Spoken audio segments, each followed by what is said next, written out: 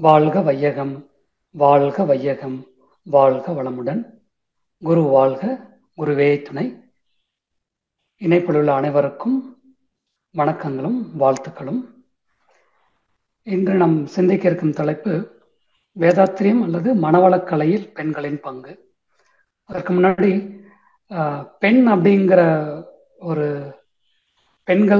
பெண் அல்லது பெண்களுக்கு திருவள்ளுவர் சொன்ன ஒரு குறள் என்னன்னா, தற்காத்து தற்கொண்டார் பேணி தகை சான்று சொற்காத்து சோர்விலால் பெண். இந்த குறள் எல்லாத்துக்கும் தெரியும். பட் இந்த குறள் வழி வாழ முடியுமா பெண்கள்னாலயோ, அல்லது பெண்களுக்கு வாழ்றதுக்கு ஆண்கள்னால துணை புரிய முடியுமா அப்படிங்கிறது ஒரு கேள்வியா வச்சுக்கிட்டு அந்த கேள்விக்கு விடைய இந்த பகுதியை பார்க்கலாம். இப்போ நான் சொன்ன மாதிரி மனவளக்கலையில் பெண்களின் பங்கு அப்படிங்கிறது தலைப்பு. இப்ப இந்த தலைப்பு அப்படின்னா ஒரு தலைப்புக்கு நோக்கம் இருக்கும். எதனால ஒரு தலைப்பு எடுத்தோம், அந்த தலைப்புல என்ன சொல்ல போறாங்க அல்லது எல்லாம் என்ன பகிர்ந்துக்க போறோம் அப்படிங்கிறதுல எல்லாத்துக்கும் ஒரு ஆர்வம் இருக்கும். இதோட தலைப்போட நோக்கம் என்னன்னா, ரெண்டு நோக்கம். ஒண்ணு மனவளக்கலையில் தங்களது பங்களிப்பை செய்து மற்றும் செய்து கொண்டிருப்பவர்களை நன்றியோடு நினைவு கூறுதல். அடுத்தது உலக சமாதானத்திற்கான வேதாத்திரிய திட்டத்தில் ஒன்றான சிறப்புணர்ந்த பெண் மதிப்பின் அவசியம். இந்த ரெண்டையும் சேர்ந்ததுதான் இந்த மனவளக்கலையின் பெண்களின் பங்குங்கிற தலைப்பு. இன்னைக்கு நம்ம பார்க்க போறது மனவளக்கலையில் தங்களது பங்களிப்பை செய்த மற்றும் செய்து கொண்டிருப்பவர்களை நன்றியோடு நினைவு கூறுதல் அப்படிங்கிற தலைப்புல அதுக்கு ஒரு சின்ன ஒரு பகுதி. இந்த தலைப்புக்கு பேரு சோர்விலால் பெண் அப்படின்னு வச்சிருக்கோம். இது எதை பத்தின ஒரு தொகுப்பு அல்லது எதை பத்தின ஒரு கதை அல்லது எதை பத்தின ஒரு உரையாடல் அப்படின்னா, ஒரு ஒரு பழமொழி சொல்லுவாங்க, ஒரு பானை சோற்றுக்கு ஒரு சோர் பதம் அப்படிம்பாங்க. அப்படின்னா ஒரு பானை நிறைய சாப்பாடு இருந்தால் ஒரு சாப்பாடு எடுத்து நம்ம சாப்பிட்டு பார்த்தா அந்த சாப்பாடு ஃபுல்லா எப்படி இருக்கும் நமக்கு தெரியும் அப்படிங்கிறது. அது மாதிரி நம்ம இன்னைக்கு பார்க்க போறது ஒருத்தரோட அனுபவம், ஒருத்தரோட வாழ்க்கையில நடந்த சம்பவங்கள். அந்த ஒருத்தரை பத்தி பார்க்கறதுனால என்ன நமக்கு ஒரு கிடைக்கும்னா, இந்த கதையோ இந்த உரையாடலோ நம்மளோட வாழ்க்கையில நிறைய இடத்துல நம்மளால பொருத்தி பார்க்க முடியும். நமக்கு ஒரு பெருமிதமாகவும் இருக்கும். அந்த வகையில நம்ம ஒருத்தரோட ஒரு கதையை பார்க்க போறோம். அந்த ஒருத்தருக்கு கதையை விளக்கம் என்ன அப்படின்னா, நமக்கு எல்லாத்துக்கும், அதாவது எல்லா பெண்களுக்கும், மனவளக்கலையில பங்களிச்சிருக்க பெண்களுக்கு மட்டும் இல்லாம மனவளக்கல் பங்களிக்க முடியாது, டைரக்டாவும் இன்டைரக்டாவும் ஹெல்ப் பண்ணிட்டு இருக்கிற அத்தனை பெண்களுக்கும் இதை ஒரு சமர்ப்பணமா இருக்கும் அப்படிங்கிற ஒரு முன்னெடுப்புல இந்த ஒரு தலைப்புக்குள்ள போலாம். இப்ப இந்த தலைப்புல இந்த பகுதி சோர்விலால் பெண் அப்படிங்கிற ஒரு தலைப்பு. இப்ப எப்படி நம்ம புரிஞ்சுக்கலாம்னா, ஒரு கதைக்கு ஒரு பேர் வச்சிருக்கோம். சோர்விலால் பெண் அப்படிங்கிற ஒரு ஒரு கதைக்கு அந்த கதைக்கு சோர்விலால் பெண்ணுங்கிற ஒரு பேர் வச்சிருக்கோம். இப்போ இந்த கதையில வர்ற ஒரு ஹீரோயின் அப்படின்னு வச்சுக்கலாமே. அந்த ஹீரோயினை நம்ம எப்படின்னா நம்ம ஒரு படத்துல நம்ம இன்ட்ரோடியூஸ் பண்ணுவாங்களே, அது மாதிரி இந்த கதையில நம்ம எப்படி இன்ட்ரோடியூஸ் பண்ணிக்கலாம் அப்படின்னா, ஒரு சாதாரண இந்திய வம்சவழி குடும்பத்துல பிறந்தவங்க, பழமையை முற்றிலும் தவிர்க்காம புதுமையும் புதுசா புகுந்து விடாம இருக்கிற ஒரு இந்திய குடும்பத்துல பிறந்தவங்க. ரொம்ப அதீத கட்டுப்பாடோட வளர்க்கப்பட்டவங்க. அதீத கட்டுப்பாடுனாவே நம்ம எப்படின்னா, அந்த கட்டுப்பாடோட வளர்றவங்களுக்கு என்ன ஒரு எண்ணம் இருக்கும்னா, சுதந்திரமா இருக்கணும் அப்படின்னு ஒரு எண்ணம் எல்லாத்துக்கும் இருக்கும் அந்த கட்டுப்பாடோட வளர்றவங்களுக்கு. ஆனா அவங்க வாழ்க்கையில அதிக கட்டுப்பாடு இருக்கிறதுனால அவங்க நினைச்ச மாதிரி வாழ்க்கையில வர முடியல.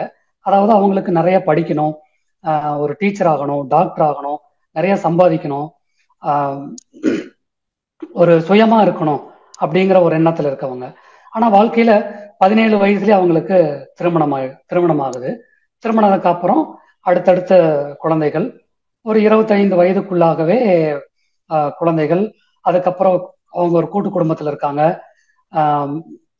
சில உடல் தொந்தரவுகள், மன சோர்வு, இந்த மாதிரியான ஒரு சூழ்நிலையில இருக்கிற ஒருத்தங்க. இதுதான் அந்த கதையோட வர்ற ஒரு ஹீரோயினோட பயோடேட்டான்னு நம்ம வச்சுக்கலாம். இப்படி இருக்கவங்க எப்படி டிரான்ஸ்ஃபார்ம் ஆனவங்க, வேதாத்திரியம் மூலமாகவும் மனவளக்கலை மூலம் டிரான்ஸ்ஃபார்ம் ஆகி அவங்க நமக்கு என்ன கொடுத்துட்டு போனாங்க அப்படிங்கிறது தான் இந்த கதையோட சுருக்கம். இப்போ இந்த மாதிரி ஒரு குடும்பத்துல இருக்கவங்க, அப்போ 17 வயசுல கல்யாணம் அப்படிங்கிறப்போ அவங்க என்ன பண்ண, அவங்களோட ஆசைகள் எல்லாம் நிறைவேறாத ஒரு இடம் வச்சுக்கலாமே. அப்ப எப்படி இருக்கும், எந்த மாதிரியான எண்ணத்துல மன வாழ்க்கையில போவாங்க அப்படின்னு நமக்கு எல்லாத்துக்கும் தெரியும். ஒரு மன சோர்வுல, ஒரு விருப்பம் இல்லாம, ஒரு உற்சாகம் இல்லாம இருந்தாலும் அந்த வாழ்க்கையை நம்ம வாழ்ந்துதான் ஆகணுங்கிற ஒரு கட்டாயத்துல வாழ்ந்துட்டு இருப்பாங்க. அப்படி கட்டாயத்துல வாழ்ந்துட்டு இருக்கிறவங்களுக்கு ஒரு காலகட்டத்துல என்ன ஆகும்னா ஒரு சலுப்பு, ஒரு விதமான ஒரு அந்த ஒரு ரொட்டீன்ல இருந்து வெளியில வரணும், அல்லது ஏதாவது ஒரு மனச்சோர்வு இருக்கும். அந்த மனச்சோர்வுல இருந்து வெளியில வர்றதுக்காக நிறைய தேடல் தேடுவாங்க எல்லாரும். அதுல நமக்கு ஆத்ம திருப்தியான ஒரு விஷயத்த ஏதாவது எனக்கு கிடைக்காதா, அந்த மாதிரி ஒரு ஏக்கம் அவங்களுக்கு இருக்கு. அந்த ஒரு நம்ம கதையில வர்ற ஹீரோயினுக்கு அந்த ஏக்கத்துல அவங்க ஏதோ முயற்சி பண்றாங்க. அதுல முதல் முயற்சியா வந்து ஆஹ், ஏதாவது நம்ம ஒரு இன்ஸ்ட்ருமெண்ட் கத்துக்கலாம் அப்படின்ட்டு ஒரு வீணை வாசிக்கலாம் அப்படின்னு சொல்லி, வீணை வாசிக்கிறது எப்படின்னு தெரிஞ்சுக்கிட்டா வீணை வாசிச்சிட முடியும் அப்படின்னு சொல்லிட்டு வீணை வாசிக்கிறது எப்படின்னு கத்துக்கிட்டு அதை வாசிக்க ட்ரை பண்ணாம படிச்சு அதை வாசிக்க ட்ரை பண்றாங்க. ஆனா அவங்களால அதை வந்து பண்ண முடியல. அந்த மாதிரி ஒரு குருவோட ஒரு ஒரு டீச்சிங் இல்லாம அவங்களால பண்ண முடியல. இதுக்கு முன்னாடி குருவுக்கும் டீச்சருக்கும் பெரிய அளவுக்கு வித்தியாசமே இல்லைன்னு நினைச்சிட்டு இருந்தவங்க அவங்க இப்பதான் முறையா ஒரு ஒரு இன்ஸ்ட்ருமெண்ட், அதாவது ஒரு ஒரு ஒரு வாத்தியம் கத்துக்கிறதுக்கு ஒரு குருவோட ஒரு ஒரு துணை வேணும் அப்படின்னு அவங்க புரிஞ்சுக்கிறாங்க. அப்போ குரு மூலியமா ஒரு ஒரு வீணை வாசிக்க கத்துக்கிறாங்க. அப்போ ஓரளவுக்கு குருங்கிற ஒரு குருன்னு ஒண்ணு குருங்கிறவங்க தேவை அப்படிங்கறத அந்த இடத்துல அவங்க புரிஞ்சுக்கிறாங்க. ரெண்டாவது, இந்த மாதிரி ஒரு சில அவங்களோட ஏக்கத்திலிருந்து வெளியில வர்றதுக்கு ஒரு சில முயற்சிகள் எடுத்துட்டு இருக்காங்க. அந்த மாதிரி அவங்களுக்கு விவேகானந்தரோட டீச்சிங்ஸ்ல ஈடுபாடு இருந்திருக்கு. அதுல தியானம் அப்படிங்கறத அவங்க ரொம்ப ஆச்சரியமா பார்த்துட்டு ஏன் இந்த தியானம் நம்ம பழகக்கூடாது அப்படின்னு நினைக்கிறாங்க. அவங்களே அந்த தியானத்தையும் ட்ரை பண்றாங்க. ஆக்சுவலா தியானத்தை அவங்களே ட்ரை பண்றப்போ அவங்களால வந்து சரியான ஒரு சொல்ல போனா உடல்ல அதீத மாற்றம், அந்த தியானம் வந்து சரியான ஒரு குரு மூலியமா பழகிறதுனால தியானம் அவங்க நினைச்ச அளவுக்கு ஒரு பலனை கொடுக்கல. அப்போ அவங்க குரு, அவங்க விவேகானந்தர்கிட்டயோ அல்லது அவங்க வழிபடுற அபிராமி கடவுள்கிட்டயோ எனக்கு ஒரு நல்ல ஒரு குருவை எனக்கு கொடுங்க, எனக்கு இந்த யோகம் தியானம் கத்துக்கிறதுக்கு ஒரு நல்ல குரு எனக்கு எனக்கு நீங்க தேடி கொடுங்க அப்படின்னு சொல்லி ஒரு ஒரு தேடுதலை ஒரு வேண்டுதலை வைக்கிறாங்க கடவுள்கிட்ட. இந்த இடத்துல குருவை பத்தி நம்ம ஐயா எஸ்கேம் ஐயா சொன்ன கருத்து என்னன்னா, தான் வாழ்ந்து பிறரையும் வாழ வைத்து பேரின்பம் பெற வேண்டும் என்ற உன்னத எண்ணம் கொண்டவர்கள் குருவை நாடி செல்ல வேண்டியது இல்லை. இவர்களுடைய எண்ணமே தக்க குருவை இவர்களிடம் இழுத்து வந்து விடுகிறது. என்ன புரிஞ்சுக்கலாம்னா, இந்த கதையில வர்றவங்களுக்கு அவங்க நினைச்ச மாதிரி வாழ்க்கையில் இல்லை. ஆனாலும் அவங்க வந்து ஒரு ஆத்ம திருப்தி வேண்டி ஒரு ஒரு முன்னெடுப்பு எடுக்கிறாங்க. இந்த இடத்துல ஒரு குருவை பத்தின ஒரு ஒரு அபிப்பிராயம் ஒரு சாதாரண ஒரு வீணை வாசிக்கிறதுல கிடைக்குது. அதுக்கப்புறம் விவேகானந்தரோட கருத்துக்கள் மூலயமா தியானம் பண்ணணும்னு நினைக்கிறாங்க. அந்த தியானம் குரு இல்லாம பண்ண முடியாதுன்னு நினைக்கிறாங்க. இந்த வகையில் இருக்கிற ஒருத்தங்களுக்கு அந்த குரு நம்மளோட வேதாத்ரி மகர்ஷி எப்படி அறிமுகமாகறாங்கிறது எப்படி நம்ம பார்க்கலாம்னா, இப்போ இப்படி ஒரு காலகட்டத்துல இந்த வாழ்க்கையில அவங்க நகர்ந்து போயிட்டு இருக்கிறப்போ அந்த குடும்பத்துல வந்து பக்தியில திளைத்த குடும்பம் அவங்களோட குடும்பம். பூஜை புனஸ்காரம் எல்லா வகையான பக்தியும் இருக்கு. அப்ப அவங்களுக்குள்ளேயே ஒரு கேள்வியும் வருது. இந்த பக்தி சம்பிரதாயம் இந்த பூஜைகள்லாம் எதற்கு, இதன் மூலியமா கடவுள் நமக்கு உணர்த்துறது என்ன அப்படிங்கிற கேள்வி அவங்களுக்கு அடிக்கடி எழுது. ஆனா அவங்களுக்கு விடை அவங்களால கண்டுபிடிக்க முடியல. இந்த மாதிரி மனநிலையில் இருக்கிறப்போ அவரோட சகோதரர் அல்லது அவங்களுக்கு தெரிந்தவங்க வந்து இந்த மாதிரி வேதாத்ரி மகரிஷி ஒருத்தங்க இருக்காங்க, அவங்க எளிய முறையில தியானம் கற்பிக்கிறாங்க அப்படின்னு சொல்லி அவரை பத்தின ஒரு விஷயத்த சொல்லிட்டு அவரோட எழுதின புத்தகங்களை அவங்களுக்கு கொடுக்குறாங்க. அவங்களுக்கு ஆல்ரெடி இங்க தியானம் பண்ணணும், தியானம் கத்துக்கணும் ஒரு எண்ணம் இருக்கு. கொஞ்ச நாளுக்கு அப்புறம் என்ன பண்றாங்க, இந்த மாதிரி ஒரு வகுப்பு நடக்குது, ஒரு வாரம் வகுப்பு நடக்குது, அங்க வந்து நீங்க கலந்துக்கலாம் அப்படிங்கிற மாதிரி ஒரு ஒரு ஒரு தகவல் அவங்களுக்கு தெரியுது. இதுக்கு நடுவுல அவங்க பாட்டியோ அவங்களோட சகோதரியோ சொல்லியிருக்காங்க, நான் இந்த மாதிரி ஆன்மீக வகுப்பெல்லாம் கலந்துருக்கேன், ஒரு வாரம் போயிட்டு வந்ததுக்கு அப்புறம் அங்கிருந்து வீட்டுக்கு வர்றதுக்கே பெருசா மனசு இருக்காது அப்படின்லாம் அவங்க சொல்லி அவங்க கேள்விப்பட்டிருக்காங்க.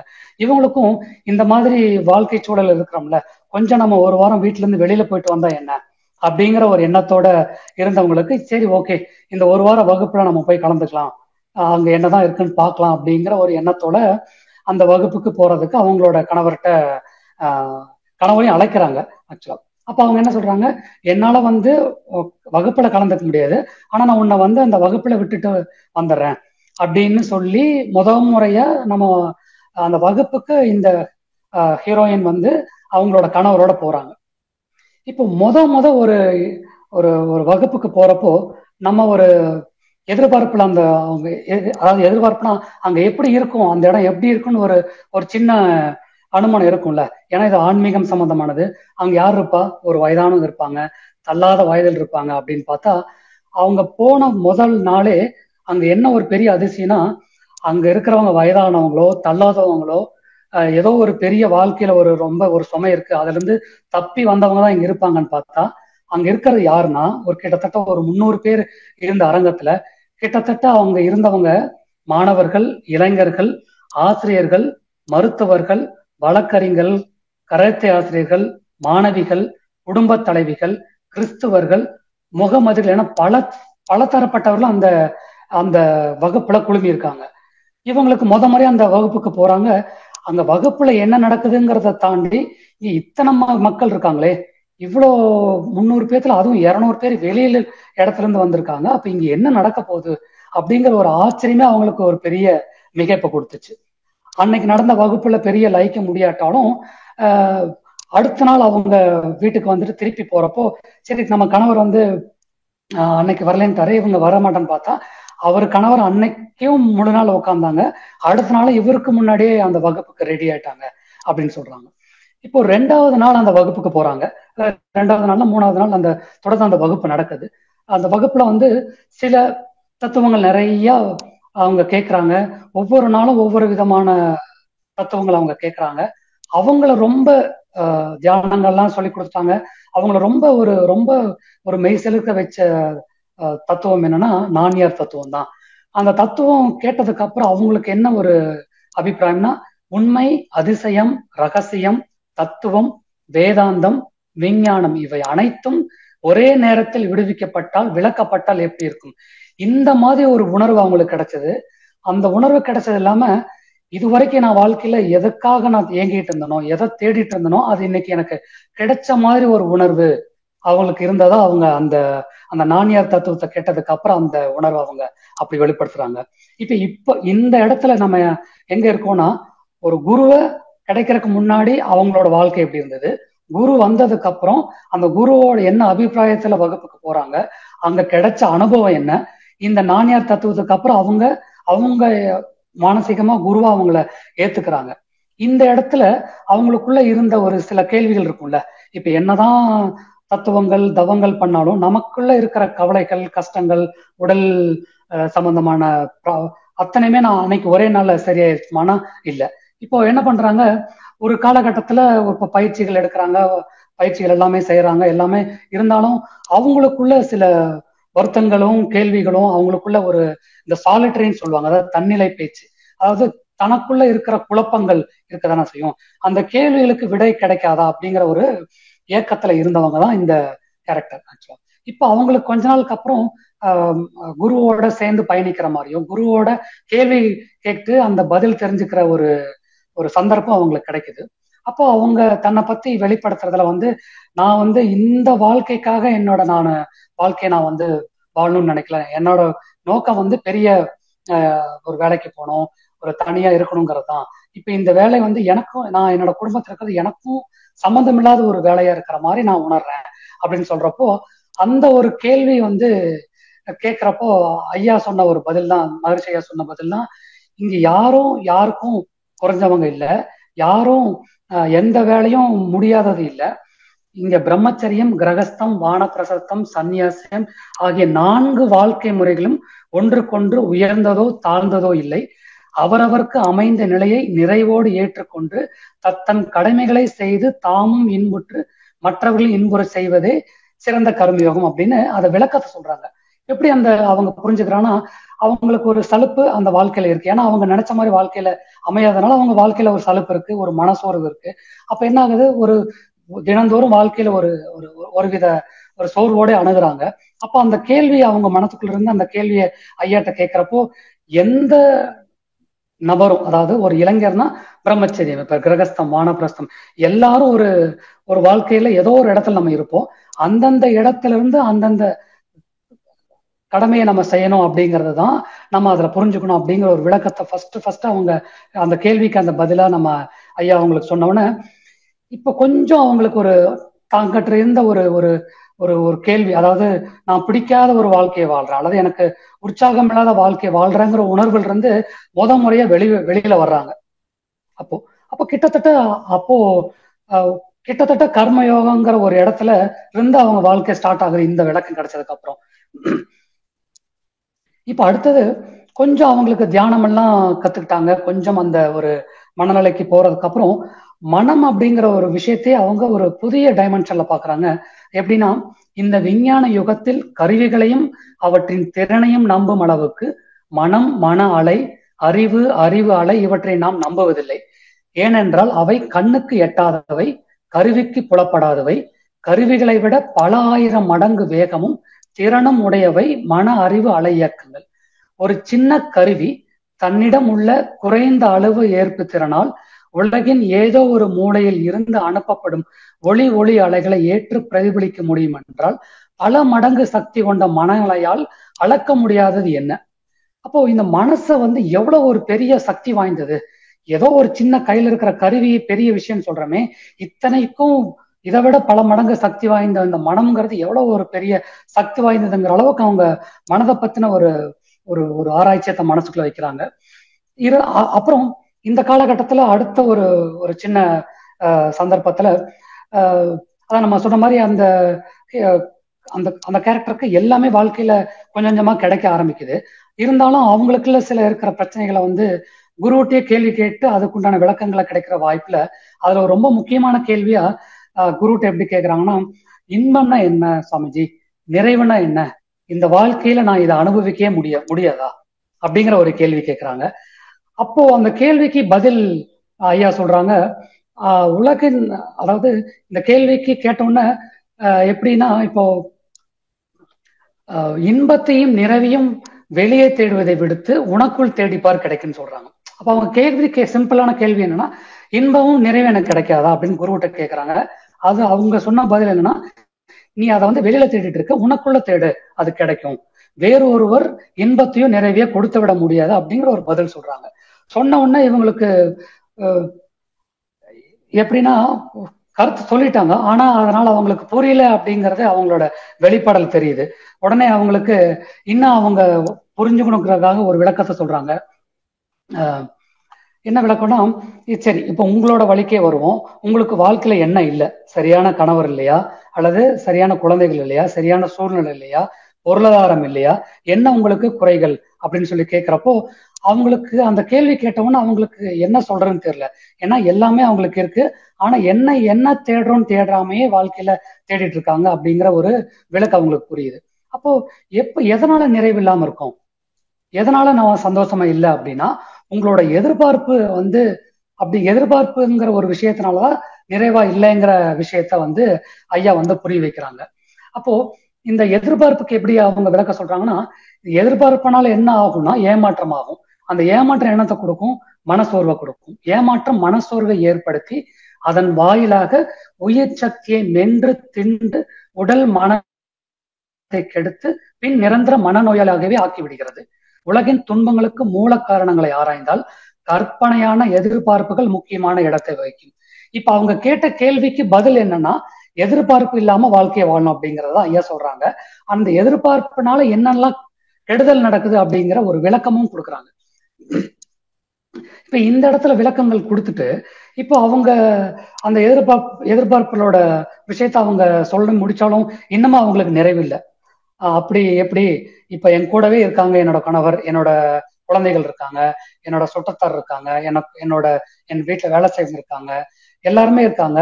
எப்படி ஒவ்வொருத்தரையும் என்னால எதிர்பார்க்காம இருக்க முடியும்? என் கணவர் காலையில அவர் வேலைக்கு போறப்ப நீ சாப்பிட்டியான்னு கேட்கறது இல்ல, ஒழுங்கா தூங்கியான்னு கேட்கறது இல்ல. அதே மாதிரி என் குழந்தைங்க அவங்களோட வேலையை அவங்களே செஞ்சுக்கிறது இல்ல. இப்ப நாங்கெல்லாம் குழந்தையா இருந்தப்போ அவங்களோட வேலையை எல்லாம் அவங்களே செஞ்சுக்கிட்டு இருந்தாங்க. இந்த குழந்தைங்க என்னன்னா எந்த வேலையும் அவங்க செஞ்சுக்கிறது இல்ல. நம்ம ஏதாவது செஞ்சாலும் அதை நல்லா இருக்குன்னு சொல்லாட்டியும் பரவாயில்ல, இன்னைக்கு இதுதானா அப்படின்னு சொல்லி ஒரு ஆற்றாமையை வெளிப்படுத்துறாங்க. அதே மாதிரி ஒரு வேலைக்காரங்களும் ஒரு வேலையை சொன்னாதான் செய்யறாங்களே, அந்த வேலையை அவங்களே செய்யறது இல்ல. அதே மாதிரி அப்பா அம்மாவும் நம்ம எதிர்பார்த்து ஒரு கடிதம் போட்டா கடிதம் போடுறது இல்ல. அதே மாதிரி சுற்றத்தாரும் நண்பர்களோ அல்லது உறவினர்களோ நம்ம ஊருக்கு வந்தாலும் நம்மளை வந்து பாக்குறது இல்ல. இந்த மாதிரி ஒவ்வொரு உறவுகள் மேலையும் இருக்கிற ஒரு ஒரு ஒரு ஒரு எதிர்பார்ப்ப சொல்றாங்க. அந்த குருட்ட சொன்ன உடனே குரு ஒரு சின்னதா ஒரு ஒரு ஸ்மைல் பண்ணிட்டு, சரி இப்ப நீங்க சொன்னதுக்கு எல்லாம் ஓகே, இப்ப நீங்க கணவர்கிட்ட வந்து நீங்க எதிர்பார்த்தீங்கல்ல, அதை நீங்க அவங்ககிட்ட கேட்டீங்களா அப்படின்னு ஒரு கேள்வி கேட்கறாங்க. இப்ப நீங்க கணவர்கிட்ட நீங்க நல்லா தூங்குனீங்களா இன்னைக்கு, அல்லது நீங்க சாப்பிட்டீங்களா அப்படின்னு கேட்டீங்களா அப்படின்னு ஒரு கேள்வி கேட்டாங்க. அவங்க அப்படியே யோசிக்கிறாங்க, ஆமால நம்ம அந்த கேள்வி கேட்கல அப்படின்னு அப்படின்னு கொஞ்சம் கொஞ்சம் அப்படியே ஷாக் ஆகுறாங்க. ரெண்டாவது, இப்ப குழந்தைகள் வந்து நீங்க நினைச்ச காலகட்டத்துல வளர்ந்ததுக்கும் இன்னைக்கு குழந்தைகள் வாழ்ற இதுக்கும் நிறைய வேறுபாடுகள் இருக்கு. உங்க குழந்தைகள் உங்ககிட்ட வெளிப்படுத்துறாங்க, அவங்களோட உணர்வுகள் வெளிப்படுத்துறாங்கன்னா அம்மாங்கிற ஒரு உரிமையினாலதான் அவங்க வெளிப்படுத்துறாங்க. இன்னும் கொஞ்ச நாள் தான் அந்த அந்த உணர்வும் இருக்கும். எப்போ உங்க மடியிலிருந்து அவங்க இறங்கி விட்டு வெளியில போயிட்டாங்கன்னா அது வரைக்கும் தான் நீங்க அந்த ஒரு விஷயம் இருக்கு. அதுக்கப்புறம் அவங்களோட வாழ்க்கையை அவங்க நோக்கி போயிடுவாங்க அப்படின்னு ஒரு விளக்கம் கொடுக்குறாங்க. அதே மாதிரி வேலைக்காரங்கள் நீங்க சொன்னாதான் வேலை செய்யறாங்கன்னா அந்த அளவுக்கு அவங்களுக்கு ஒரு ஒரு விளக்க அறிவு இருந்ததுன்னா அவங்க சுயமா ஒரு வேலை செஞ்சிருக்கலாமே. அவங்க உங்களுக்கு ஒரு வந்து இருக்க மாட்டாங்களே. அது மற்றபடி உங்களை ஒரு நல்லா தானே வழி நடத்துறாங்க, நல்லா தானே அவங்க நீங்க சொல்றது எல்லாமே சரியா தானே செய்யறாங்க அப்படின்னு சொல்லி இவங்க எதெல்லாம் எதிர்பார்க்கிற, இவங்களுக்கு எதெல்லாம் கஷ்டத்தை கொடுக்குது, இவங்களுக்கு எதெல்லாம் ஒரு மன சோர்வை கொடுக்குது நினைச்சிட்டு இருந்தவங்களோ அது குருவோட விளக்கத்துக்கு அப்புறம் ஒரு புது ஒரு புது ஒரு வெளிச்சம் கிடைச்ச மாதிரி, ஒரு புது தேடல் கிடைச்ச மாதிரி. ஆமா, நம்ம நிலையிலிருந்து பாக்குறப்ப எல்லாம் தப்பா தெரியுது, அதே ஐயா சொல்லும் போது இதுக்கு ஒரு புது விளக்கம் கிடைத்த மாதிரி இருக்குது. எப்படி இதே மாதிரி எதிர்பார்ப்பால என்னோட குழந்தைகள் இருந்திருக்கலாம், என்னோட துணைவி இருந்திருக்கலாம், என்னோட கணவர் இருந்திருக்கலாம், என்னோட குழந்தைகள் இருந்திருக்கலாம், என்னோட தாய் தந்தையர் இருந்திருக்கலாம், என்னோட சுற்றத்திரா இருந்திருக்கலாம். இப்ப அப்போ எங்கிட்ட நான் எதிர்பார்க்கிற மாதிரி மத்தவங்களும் எதிர்பார்ப்பாங்கல்ல. அப்படிங்கிற அந்த எதிர்பார்ப்பனால வர்றது ஏமாற்றம் தான் அப்படிங்கறத ஓரளவுக்கு ஐயாவோட விளக்கத்தை மூலியமா முழுசா புரிஞ்சுக்கிட்டு, அப்போ நான் எதிர்பார்ப்பு என்கிட்ட இல்லை அப்படின்னா எனக்குள்ள அப்ப என்ன இருக்கு அப்படிங்கிற ஒரு கேள்வி உங்களுக்கு இருக்குது. அப்ப எதிர்பார்ப்பு இல்லை அப்படிங்கிறப்போ எனக்குள்ள உண்மையா என்ன இருக்கு அப்படின்னா எல்லாத்துக்கும் உதவுற ஒரு அன்புதான் இருக்கு. எல்லாத்துக்கும் உதவணுங்கிற எண்ணம் இருக்கு. அதாவது எல்லாத்துக்கும் உதவணும் அப்படிங்கிற எண்ணமும் இருக்கு, என் மனசுல அன்பு இருக்கு. ஆனா என்னோட குணம் வந்து அன்பை என்னால வெளிப்படுத்த முடியாத அளவுக்கு எனக்குள்ள ஒரு மெல்லிதான ஒரு ஒரு பிடிவாதம் இருக்கு. அப்ப அதே மாதிரிதானே மத்தவங்களுக்கும் அந்த ஒரு ஒரு பிடிவாதம் இருக்கும், எங்கிட்ட அதை வெளிப்படுத்த முடியாம. அப்ப அன்புனா என்ன அப்படின்னு ஒரு கேள்வி கேட்கிறாங்க. அன்புனான் என்ன அப்படின்னு ஒரு கேள்வி கேட்டுட்டு அவங்களுக்குள்ளேயே ஒரு குழப்பம் வந்துருது. அப்போ அன்புனா என்ன அப்படின்னு ஒரு கேள்வியில இப்ப நான் என்னோட புரிதல் படி அன்புனா என்னன்னு அவங்க யோசிக்கிறாங்கன்னா, அன்புனா ஒருத்தவங்க கஷ்டப்படுறப்போ அவங்களுக்கு ஒரு ஒரு உதவி செய்யறது, அல்லது ஒருத்தர் இன்பத்தை பகிர்ந்துக்கிறது, இந்த மாதிரி தான் அன்பு. அப்ப சப்போஸ் எனக்கு கிடைக்கிறது, எனக்கு வேணுங்கிறது ஏதாவது கிடைக்கல அப்படின்னா அந்த அன்பு நிலைக்குதான்னு பார்த்தா இல்ல. அப்ப அன்புக்காக நான் ஏங்கிக்கனே ஒழிய நான் அன்பை கொடுத்துருக்கனா அப்படின்னா இல்ல. அப்ப அன்புனா என்ன முழுசா விளக்கம் தெரிஞ்சுக்கணும்னு அவங்களுக்கு ஒரு ஆவல் வருது. அப்ப அதுக்கு அவங்க ஐயா மறுசெய்ய கொடுக்குற விளக்கம் வந்து ரொம்ப ஒரு முக்கியமான விளக்கம். என்னன்னா, சூரியனை எடுத்துக்கொள்வோம், அது தனக்குத்தானே சுழன்று கொண்டிருக்கிறது, வேறு ஒன்றும் செய்வதில்லை, இந்த உலகத்து ஜீவராசிகளை எல்லாம் வாழ வைக்கிறது, ஆனால் அப்படி வாழ வைக்கிறேன் என்ற எண்ணம் அதற்கு இல்லை. இந்த உலகத்தை வாழ வைப்பதற்காகவும் அது சுழலவில்லை, அதன் இயற்கை அது சுழன்று கொண்டிருக்கிறது. அப்படி சுழலவில்லை என்றால் என்னாகும் என்பது நமக்கு தெரியும். எனவே எல்லாமும் செய்து கொண்டு ஒன்றும் செய்யாதது போல தோன்றுகிறது, ஒன்றும் செய்யாமலே எல்லாமும் செய்து கொண்டிருக்கிறது. அதற்கு இன்பமும் இல்லை, துன்பமும் இல்லை, கூடலும் இல்லை, பிரிதலும் ஏற்பும் இல்லை, முரணும் இல்லை, எதிர்பார்ப்பும் இல்லை, ஏமாற்றமும் இல்லை, கைமாறும் கருதுவதில்லை, வேண்டுதல் இல்லை, வேண்டாமை இல்லை, உயர்வும் இல்லை, தாழ்வும் இல்லை, அதுதான் உண்மையான அன்பு. அப்படிங்கிற இந்த அன்புக்குண்டான விளக்கத்தை ஐயாட்ட கிடைச்சதுக்கு அப்புறம் அவங்களோட மன மகிழ்ச்சி வந்து அவங்களால ஒரு அதை வந்து பெரிய அளவுக்கு அதை வெளிப்படுத்த முடியாட்டும் அவங்களுக்குள்ள அதை உணர்றாங்க. அப்போ இந்த அன்பு அப்போ எதிர்பார்த்து குறைஞ்சிருச்சு, அன்பு மனசுல இருக்கிற அன்பு வெளிப்பட ஆரம்பிக்குது இந்த விளக்கங்கள் கிடைச்சதுக்கு அப்புறம். இருந்தாலும் அவங்களுக்குள்ள சில மனச்சோர்வுனால வந்த ஒரு கோபங்கள் இருக்கும்ல, அந்த கோபங்களும் சில படிப்படியா குறைய ஆரம்பிக்குது. அந்த கோபத்தில் குறைஞ்சதுக்கு அப்புறம் எப்படி அதை சொல்றாங்க அப்படின்னா, நம் விரோதிகளை விட நம் மீது அன்பு வைத்திருப்பவர்களை நோகச் செய்வது எத்தகைய கொடிய செயல் என்பதை நான் உணர்ந்தேன். நம் கோபத்தினால் அவர்கள் மனதில் ஏற்படுத்தப்படும் துன்ப அலை அவர்கள் விரும்பாவிட்டாலும் நமக்கு சாபமாக தான் அமையும். இப்போ இந்த இடத்துல எப்படின்னா, எதிர்பார்ப்புங்கிறதும் என்னன்னு புரிஞ்சுக்கிட்டாங்க, எதிர்பார்த்து கொஞ்சம் கொஞ்சமா விட்டாங்க. அவங்களுக்கு இருந்த கோபம் கொஞ்சம் கொஞ்சமா குறைய ஆரம்பிச்சு. அந்த கோபத்தால் ஏற்படுத்தின தாக்கங்கள், குடும்பத்தில் ஏற்பட்ட தாக்கங்கள் அவங்களுக்கு புரிஞ்சு அதுல இருந்து அந்த கோபத்தையும் கொஞ்சம் கொஞ்சமா குறைக்கிறாங்க. ரெண்டாவது, அதுக்கப்புறம் இந்த உதவி அப்படிங்கிற எண்ணத்துல அவங்களுக்கு ஒரு ஒரு ஒரு ஒரு ரெண்டு விதமான எண்ணங்கள் இருந்திருக்கு. பக்தி குடும்பத்துல பிறந்ததுனால, ஓரளவுக்கு ஒரு செல்வ செழிப்பால ஒரு குடும்பத்துல இருந்ததுனால, மற்றவங்களுக்கு ஏதோ ஒரு வகையில ஒரு பொருள் உதவி செஞ்சுட்டு இருப்பாங்க. செஞ்சுட்டு இருக்கிறது அவங்களோட வழக்கம் தான். இருந்தாலும் அந்த செயல்ல ஏதாவது ஒரு பலன் இருக்கா அப்படின்னா, வாங்குறவங்க அந்த உதவியை வாங்கிட்டே தான் இருக்கிறாங்களே ஒழிய அவங்களோட நிலை பெருசா உயரல. அப்போ உதவிங்கிற நிலையோட விஷயம் இவ்வளவுதானா?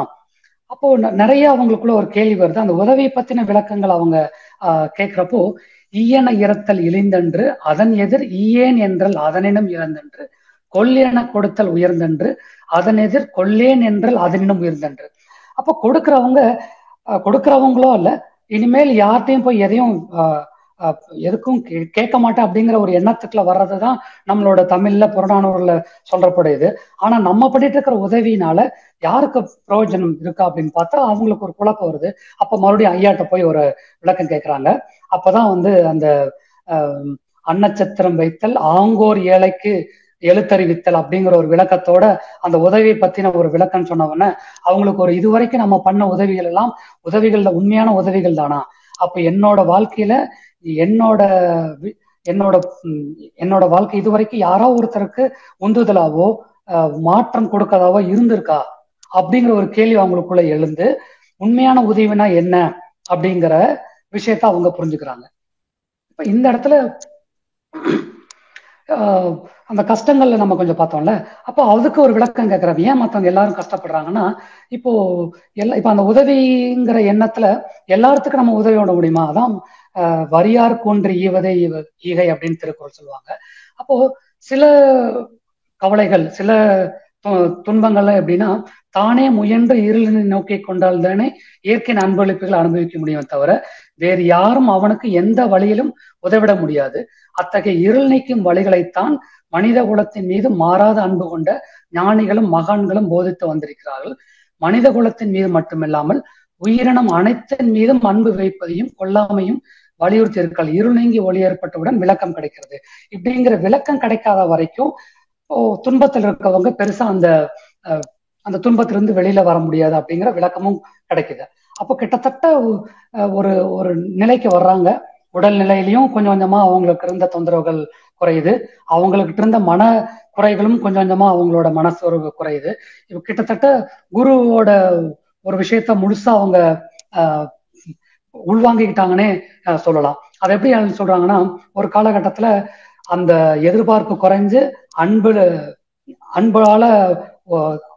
அன்பால உயர்ந்து தன்னோட குடும்பத்தை அந்த அன்பை செலுத்துறாங்க. அந்த அந்த அடுத்த நிலைக்கு அவங்க அந்த அன்பு தெளிவு என்ன பண்ணும், தொண்டை நோக்கி கொண்டு போகும்ல.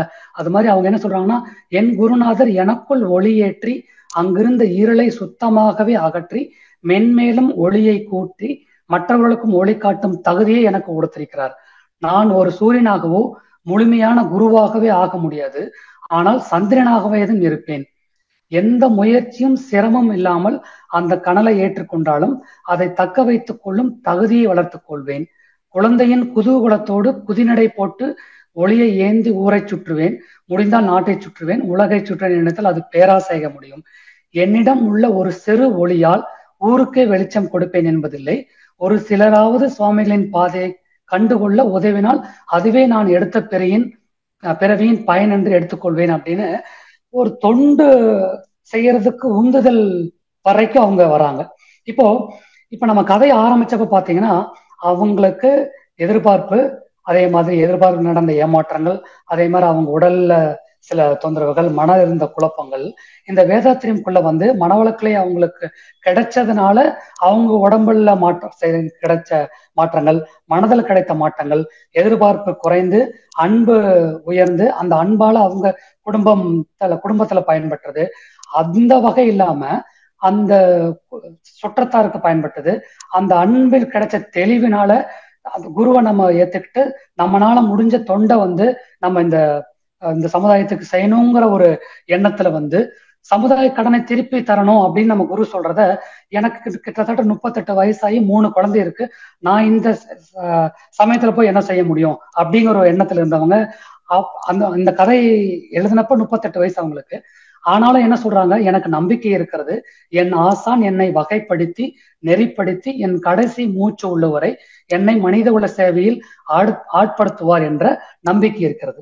அப்போ ஏதோ ஏதோ ஒரு ஒரு பிரச்சனையில, குழப்பத்துல, உடல் தொந்தரவுல, மனச்சோர்வுல உழண்டவங்க என்னோட வாழ்நாள தொண்டுக்கு அர்ப்பணிச்சுக்கிறேன் அப்படிங்கிற ஒரு இடத்துக்கு நகர்ந்ததுதான் இந்த மனவளக்கலையில் அவங்களுக்கு கிடைச்ச ஒரு விஷயம் ஒண்ணு. அவங்க பங்களிப்பு அப்படிங்கிறது அவங்கள தன்னை முழுசா அர்ப்பணிச்சுக்கிறது தொண்டுக்கு. அப்போ இப்ப நம்ம தொண்டு அப்படிங்கிற இடத்துல நம்ம டோட்டலா மனவளக்கலையோ, வேதாத்திரியமோ, பக்தி இலக்கியமோ, ஞானமோ, சரணாகதி அப்படிங்கிற விஷயத்த வந்து ரொம்ப முக்கியமான ஒரு விஷயமா சொல்லுவாங்க. அப்ப சரணாகதினா என்ன அப்படின்னு அவங்க சொல்றாங்கன்னா, தான் எங்கிருந்து வந்தானோ அங்கேயே தன்னை முழுமையாக ஒப்பு கொடுப்பது சரணாகதி எனப்படுகிறது. சரி, அப்ப அப்படி ஒப்பு கொடுப்பதால் என்ன பயன்? ஓகே, நம்ம எங்கிருந்து வந்தோம் அப்படின்னு சொல்றோமோ அங்கேயே நம்மள ஒப்படைச்சுக்கிறது தான் சரணாகதி. சரி, ஓகே, அதனால எனக்கு என்ன பலன் அப்படின்னு கேட்டா, அந்த அருள் பேராற்றல் உறுதுணையாகவும் பாதுகாப்பாகவும் வழி நடத்துவதுமாகவும் அமைந்து வேண்டியதை வேண்டியவாறு கொடுக்கிறது. அறிவில் இருக்கும் களங்கங்கள் நீக்கப்படுகின்றன. நான் எனது என்ற ஆணவம் அளிக்கிறது. எல்லாம் பரம்பொருள் கொடுத்தது, என்னாலாவது ஒன்றுமில்லை என்ற தெளிவு பிறக்கிறது.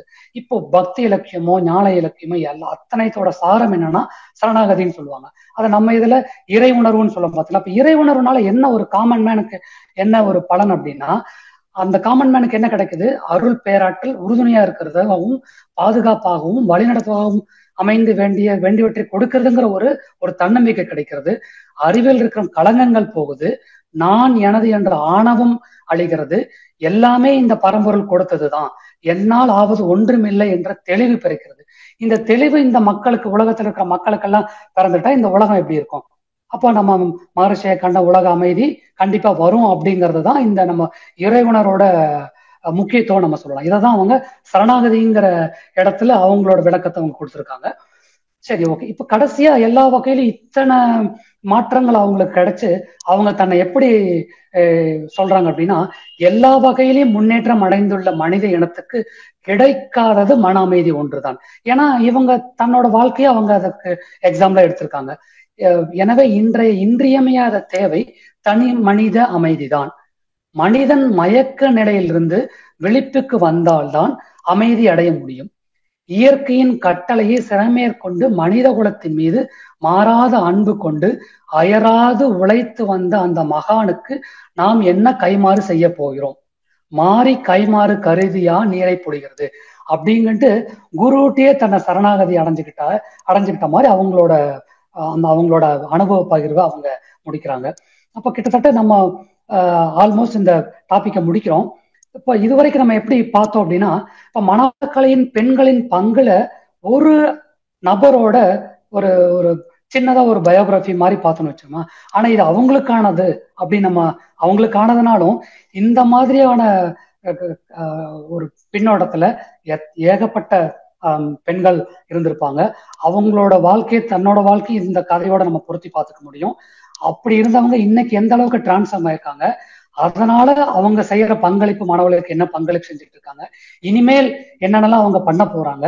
இந்த பங்களிப்பு மட்டும் இல்லாம இந்த பெண்ணின், அதாவது சிறப்புணர்ந்த பெண் மதிப்பு அப்படிங்கிற வேதாத்திரி திட்டத்துல ஒன்னா சொல்லியிருக்காங்கல்ல, அந்த எஜுகேஷன், அந்த வேல்யூ சிஸ்டம் ஃபார் உமன் அப்படிங்கிறத எப்படி அந்த அந்த அந்த விஷயத்த எப்படி எடுத்துட்டு போவாங்க, அதை வந்து ஒரு ஒரு ஒரு ஒரு உமன் லீடர்ஸ், அதாவது பெண் ஆளுமைகள் அந்த கருத்தை உள்வாங்கன்னா அது எப்படி தன்னோட குழந்தைக்கோ, பெண் குழந்தைக்கோ, ஆண் குழந்தைக்கோ அதை எப்படி அந்த சிறப்புணர்ந்த பெண் மதிப்பு அப்படிங்கிற மகரிஷியோட உலக சமாதானத்துக்கு ஒரு திட்டத்திற்கு ஒண்ணான அதை எப்படி அந்த கொண்டு போறது, அந்த அந்த அந்த தலைப்புக்கு உண்டான அவசியம் என்ன, அது இன்னைக்கு அது இன்றையோட தேவை என்ன அப்படிங்கிறத நோக்கி அவங்க நகர்றதுக்கு இந்த ஒரு தலைப்பு ஒரு ஒரு உந்துதலா இருக்குங்கிற எண்ணத்துலதான் இந்த ஒரு தனி நபரோட ஒரு ஒரு பயோகிராஃபி எடுத்ததுக்கு எல்லாருக்கும் இந்த பங்களிப்பு இருக்கு, நம்ம பெருமிதம் கொள்ள முடியும் அப்படிங்கறதுக்காக தான் இந்த ஒரு தனிநபரோட ஒரு பயோகிராஃபி எடுத்தேன். இது எல்லாத்துக்குமான கதை,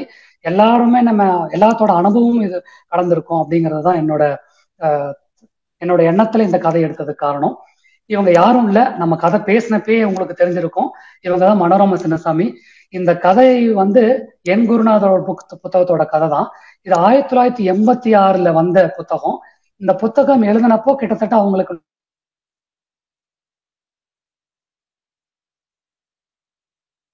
பாக்குறோம்.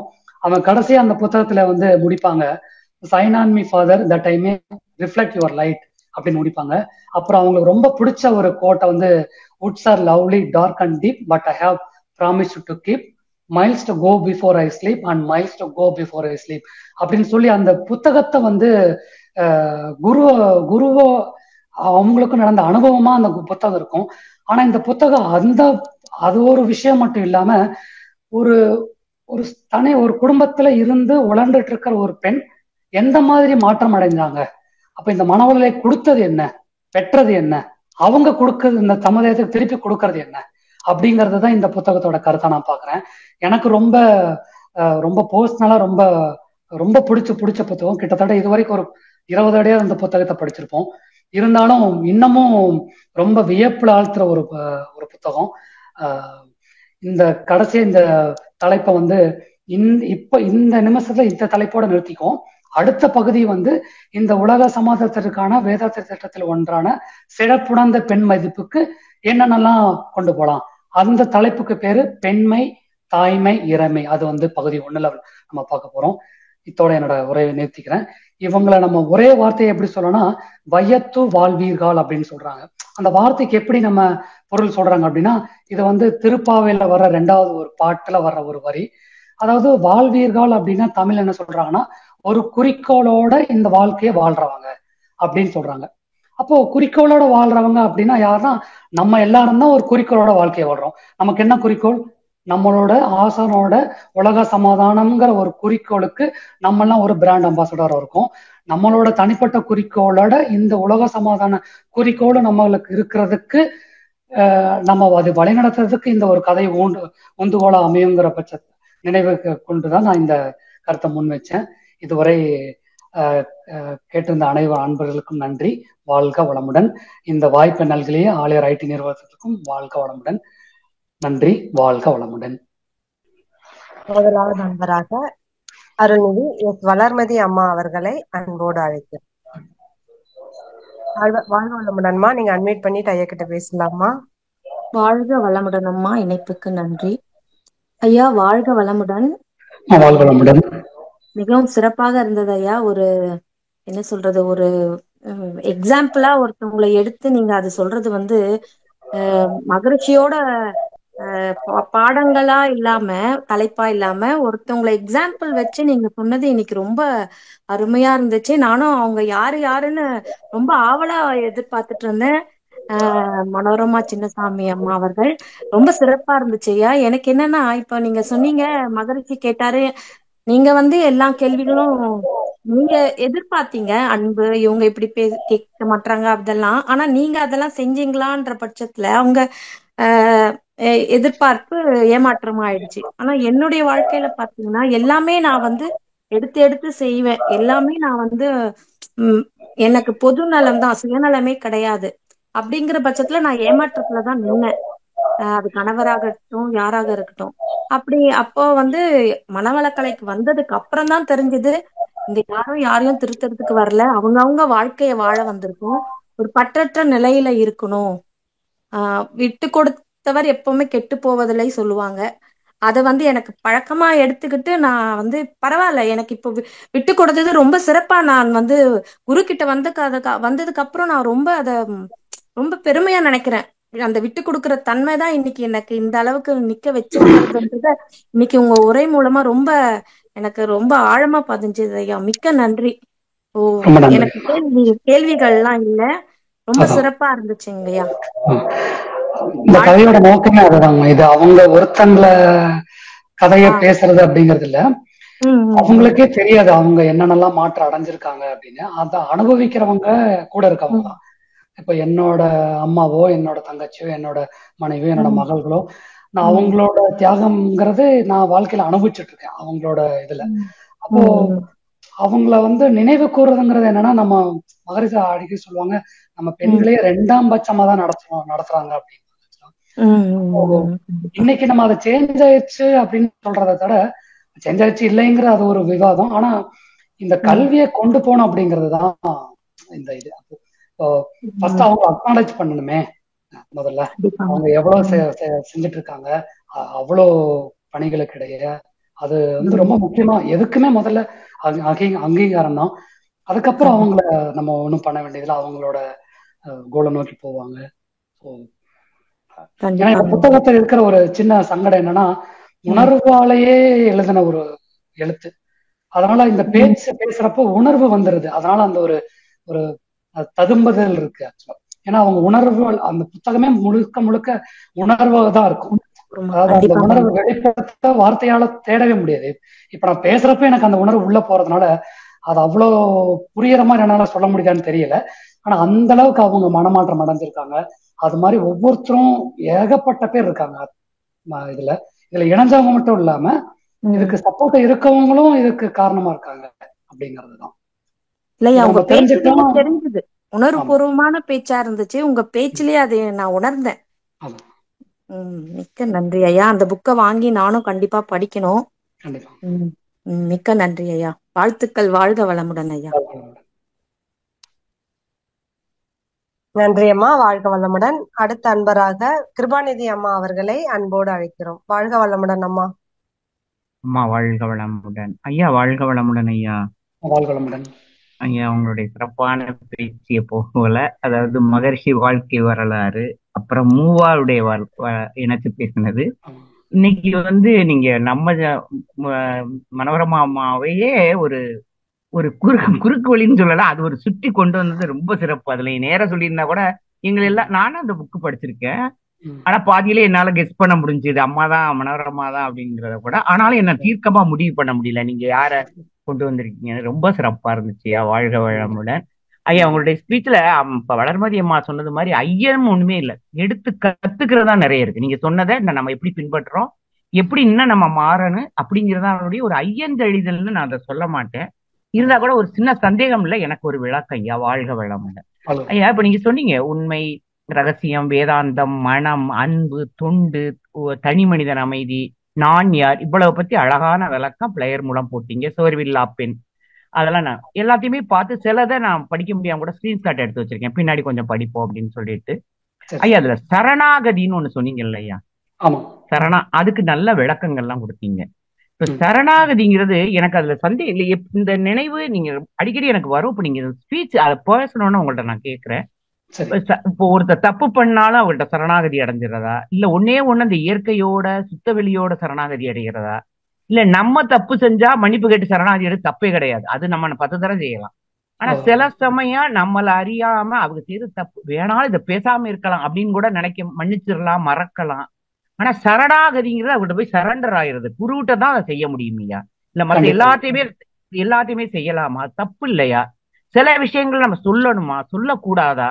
இது எனக்கு இப்ப கூட ஒரு குழப்பம் இருந்துகிட்டு தான் இருக்கலாம். சில பல பேராசிரியர்கிட்ட கேட்பேன், நம்ம அன்னைக்கு செஞ்சது தப்பு, அப்படியே மன்னிச்சு உங்களை ஏத்துக்கலாம், அவங்க செய்யறது தப்பு விட்டுலாமா, இல்ல அவங்க திருப்பி திருப்பி அந்த தப்பை செஞ்சா சொல்லலாமா? இந்த குழப்பம் என்கிட்ட இருந்துகிட்டே இருக்கியா. இன்னைக்கு இந்த தலைப்பு நீங்க சொன்ன அந்த சரணாகதி, அது குருட்ட மட்டும்தான் அடையணுமா, இறைவன்ட்ட மாதிரிதான் அடையணுமா, எல்லாருமே அடைஞ்சாலும் தப்பு இல்லையா? இது எனக்கு தோணிட்டே இருந்துச்சியா. நன்றி ஐயா. வாழ்க வளமுடன். உங்க சின்ன விளக்க, உங்க பொண்ணு எப்படி இருக்காங்க, நல்லா இருக்காங்களா? வாழ்க வளமுடன். எல்லாம் நல்லா இருக்காங்க. நன்றி. சரணாகதி வார்த்தையை நான் எனக்கு புரிஞ்ச வகையில நான் எப்படி பார்ப்பேன்னா, அந்த வார்த்தை எங்க அதிகமா பயன்படுத்துறாங்கன்னா பக்தி இலக்கியத்துல, ஞானத்துலதான் பயன்படுத்துறாங்க. அப்ப கடவுளை அடையிறதுங்கிறது தான் சரணாகதி அப்படின்னு சொல்றாங்க. அப்ப கடவுளை அடையிறதுக்கு ஒரு குரு இருந்தாதான் அது முடியும். அப்ப குருட்ட சரண் அடைஞ்சாதான் கடவுள்கிட்ட சரணடையும். அதுதான் நம்ம இந்த ஒரு பாடம் இருக்கும், உலகமெல்லாம் ஓடி உன்னை தேடி நான் ஏங்கவோ, உயிருக்குள்ளே ஜோதி விழி மூடி அதை பார்க்கவோ, உனைக்கான மொழியும் இல்லை, உனைக்கான விழியும் இல்லை, உனை பாட மொழியும் இல்லை, இறைவன் அருளே உனதடி சரணமே அடைந்து விடவோம் அப்படின்னு ஒரு குரு பாட்டு இருக்கும். அந்த பாட்டுல ஒரு வரி வரும், அதாவது பிறப்புக்கும் காரண வினைதான், அந்த வினை தீர்க்கவர் யாருன்னா குரு அப்படின்னு வரும். அந்த பாட்டுல கிட்டத்தட்ட ஒரு 15 வரியில வந்து கடவுளுக்கு கொடுக்குற விளக்கமா இருந்தாலும் அந்த வினை தீர்ப்பவருக்கு குருவோட வழி வேணும் அப்படின்னு ஒரு வார்த்தை முடியும். அப்ப நம்ம குருட்ட சரணடைகிறதும் மூலியமா கடவுள்கிட்ட சரணடையணும். இப்ப நம்ம குருட்ட சரணடைஞ்சாலே போதும், ஆட்டோமேட்டிக்கா அது குருவும் கடவுளும் வெவ்வேறு இல்லை தானே ஒரு ஆழ்ந்த தத்துவத்துல பார்த்தா. ஏன்னா மாரிஸ் ஐயா சொல்ற மாதிரி God plus impurities equal to man, man minus impurities equal to God. நம்ம களங்கங்களை கழிய கழிய கழிய கழிய நம்மளும் கடவுளாக போறோம். இப்போ கடவுள் பிளஸ் களங்கம் ஈக்குவல் டு மனிதன், மனிதன் மைனஸ் களங்கம் ஈக்குவல் டு கடவுள். இதான் ஷார்ட் ஃபார்முலா. இதுதான் நான் எனக்கு புரிந்த விஷயத்துல இருந்து தான். மற்றவங்களுக்கு எனக்கு நான் அதை சொல்லலாமா வேண்டாமா அப்படிங்கிறதுக்கு அந்த சரணாகதிங்க வார்த்தையை பயன்படுத்துறதா அப்படின்னு எனக்கு சரியா தெரியல எனக்கு அது. ஏன்னா புரியுதியா எல்லாத்தையும் சரணாகதி அடையோட குரு என்ன சொல்றாரோ அதுல சரணாகதி அடைஞ்ச கூட நிம்மதியா இருக்கும்னு நினைக்கிறேன் ஐயா. நன்றி ஐயா, வாழ்க வளமுடன். வாழ்க வளமுடன் ஐயா, சிறப்பியா. அடுத்து நீங்க பெண்களை பத்தி பேசுறது ரொம்ப மகிழ்ச்சியா இருக்கு. உங்க அடுத்த தலைப்பை ரொம்ப சீக்கிரம் எதிர்பார்க்கிறேன். நன்றி ஐயா, வாழ்க வளமுடன். வாழ்க வளமுடன், வாழ்த்துக்கள் ஐயா. அம்மா வாழ்க வளமுடன் அம்மா. நன்றிகள் அம்மா, வாழ்க வளமுடன் அம்மா. அடுத்த அன்பராக சாந்தி கண்ணன் அம்மா அவர்களை அன்போடு அழைக்கிறோம். வாழ்க வளமுடன் ஐயா. ஐயா கேக்குதா? வாழ்க வளமுடன் ஐயா. இல்லையா, ஒவ்வொரு பெண்கள் வாழ்க்கையிலையும் நீங்க சொன்னதெல்லாம் நடந்துகிட்டு தான் வந்திருக்கு. கேட்க கேட்க ஆசையா இருந்தது. நீங்க தலைப்பே ஒரு மாதிரி வித்தியாசமா இருந்தது. அத மாதிரி எல்லாத்திலையும் நம்ம வந்து சரணாகதி அடைஞ்சாதான் நிம்மதியா இருக்க முடியுங்கிறத புரிஞ்சுக்கிட்டோம் ஐயா.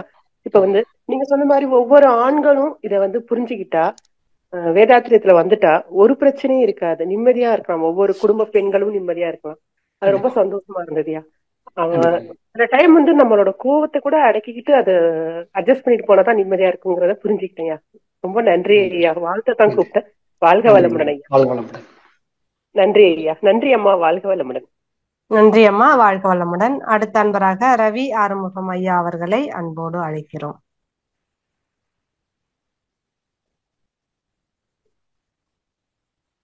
ரவி ஆறுமுகம் ஐயா அன்மியூட் கொடுத்துருக்கோங்க ஐயா. நீங்க மைக்க ஒரு முறை டச் பண்ணிட்டு ஐயா கிட்ட பேசலாங்க ஐயா.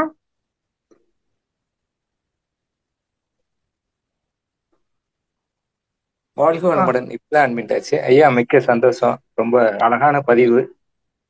நீங்க பெண்களை உதாரணம் கொடுத்து பண்ணிருக்கீங்க. இருந்தாலும் இது பெண்களுக்கு மட்டும் அல்லாது ஆண்களுக்கு இது கண்டிப்பா போய் சேரும். ஏன்னா இது வந்து நீங்க அவங்க மனம் சார்ந்த உணர்வு சார்ந்த தேவைகள் வந்து நிறைய இருக்கு இப்ப இந்த காலகட்டத்துல உள்ள பெண்களுக்கு. அதை வந்து நீங்க நல்ல உதாரணமா அல்லது மனோரமா சொல்லி அவங்க இப்ப எந்த நிலையில இருக்கிறாங்கிறது நம்ம எல்லாரும் தெரிஞ்சிருக்கிறோம். இந்த அளவுக்கு மனவளக்கலையில ஆழ்ந்து அதுல பயன்பட்டு மற்றவங்களுக்கு உதாரணமா இருக்கிறாங்களே நம்ம தெரிஞ்சுக்கிட்டோம். அது மட்டும் இல்லாத இப்ப நீங்க யூடியூப்ல ஷேர் பண்ணும்போது பெண்கள் மட்டும் இல்லாத இதை பாக்குற ஆண்களும் வந்து அதை வந்து ஊக்குவிக்க ஒரு தருணமாக நான் கருதுகிறேன். வாழ்க்கை ஷேர் பண்ணுவீங்க. ஷேர் பண்ணும்போது இதுல ஆண்களோட கடமைகளும் இதுல சேர்ந்துருது. கண்டிப்பா அது வந்து அவங்க வந்து ஒரு மோட்டிவேட் பண்ணுவாங்க. அந்த அளவுல சிறப்பாக இருந்தது. நன்றி ஐயா. எனக்கு பர்சனலா நான் கத்துக்கிட்டது என்னன்னா, இந்த புத்தகத்துல வந்து படிச்சப்போ ஒரு பெண்ணோட உணர்வை புரிஞ்சுக்கிறதுக்கு ரொம்ப மாதிரிதான் எனக்கு ஃபர்ஸ்ட் தோணும். அதனாலதான் இங்க ஒரு ஆணுக்கு ரொம்ப முக்கியமான விஷயம் தான் இது. ஏன்னா ஒரு பெண்ணோட உணர்வை சில சமயம் நம்மளால புரிஞ்சுக்க முடியாது. ஒரு பெண்ணோட பயோகிராஃபி அப்படிங்கிறது சாதாரண விஷயம் இல்லை. சாதாரணமா எழுத முடியுமான்னு தெரியாது. அந்த வகையில இது வந்து ஒவ்வொரு ஆணும் படிக்க வேண்டியதுதான்.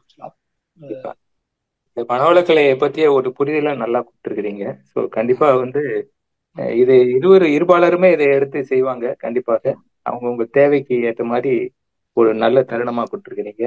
வாழ்க்கை வளமுடன். அது இந்த புத்தகத்தோட எனக்கு உண்டான ஒரு தொடர்பு எப்படின்னா, நான் வந்து ஆலியார் ஒரு பயிற்சிக்கு போயிட்டு ரிட்டர்ன் வர்றப்போ இந்த புத்தகத்தை வாங்கி பஸ்ல வர படிக்கிட்டு வந்தது. அப்ப எனக்கு வந்து சரியான ஒரு வேலை இல்லாத காலகட்டம் 2007 நினைக்கிறேன். அப்போ அந்த புத்தகம் படிக்க படிக்க அந்த கேரக்டர்ல எப்படி என்னென்னலாம் அவங்க தங்கிட்ட இருக்கிற மனக்குறையில இருந்து வெளியில வர்றதுக்கு உதவுச்சோ, இந்த புத்தகம் எனக்கு அவ்வளவு உதவுச்சு. ஆக்சுவலா எங்கிட்ட இருக்கிற குறைய பார்க்கறதுக்கு எனக்கு இந்த புத்தகம் ரொம்ப ரொம்ப ரொம்ப உதவி செஞ்சுச்சு. இந்த புத்தகம் படிச்சு முடிச்சுட்டு அதுக்கப்புறம் ஒரு ஒரு 4 மாதத்துல ஒரு நல்ல வேலையில கிடைச்சு நான் ஆக்சுவலா. அதனால எனக்கு இந்த புத்தகம் ரொம்ப க்ளோஸ் டு ஹார்ட் அப்படின்னு சொல்லுவேன் நான். கிட்டத்தட்ட ஒரு 15 வருஷத்துக்கு அப்புறம் இந்த புத்தகத்தை திருப்பி எடுத்தேன்.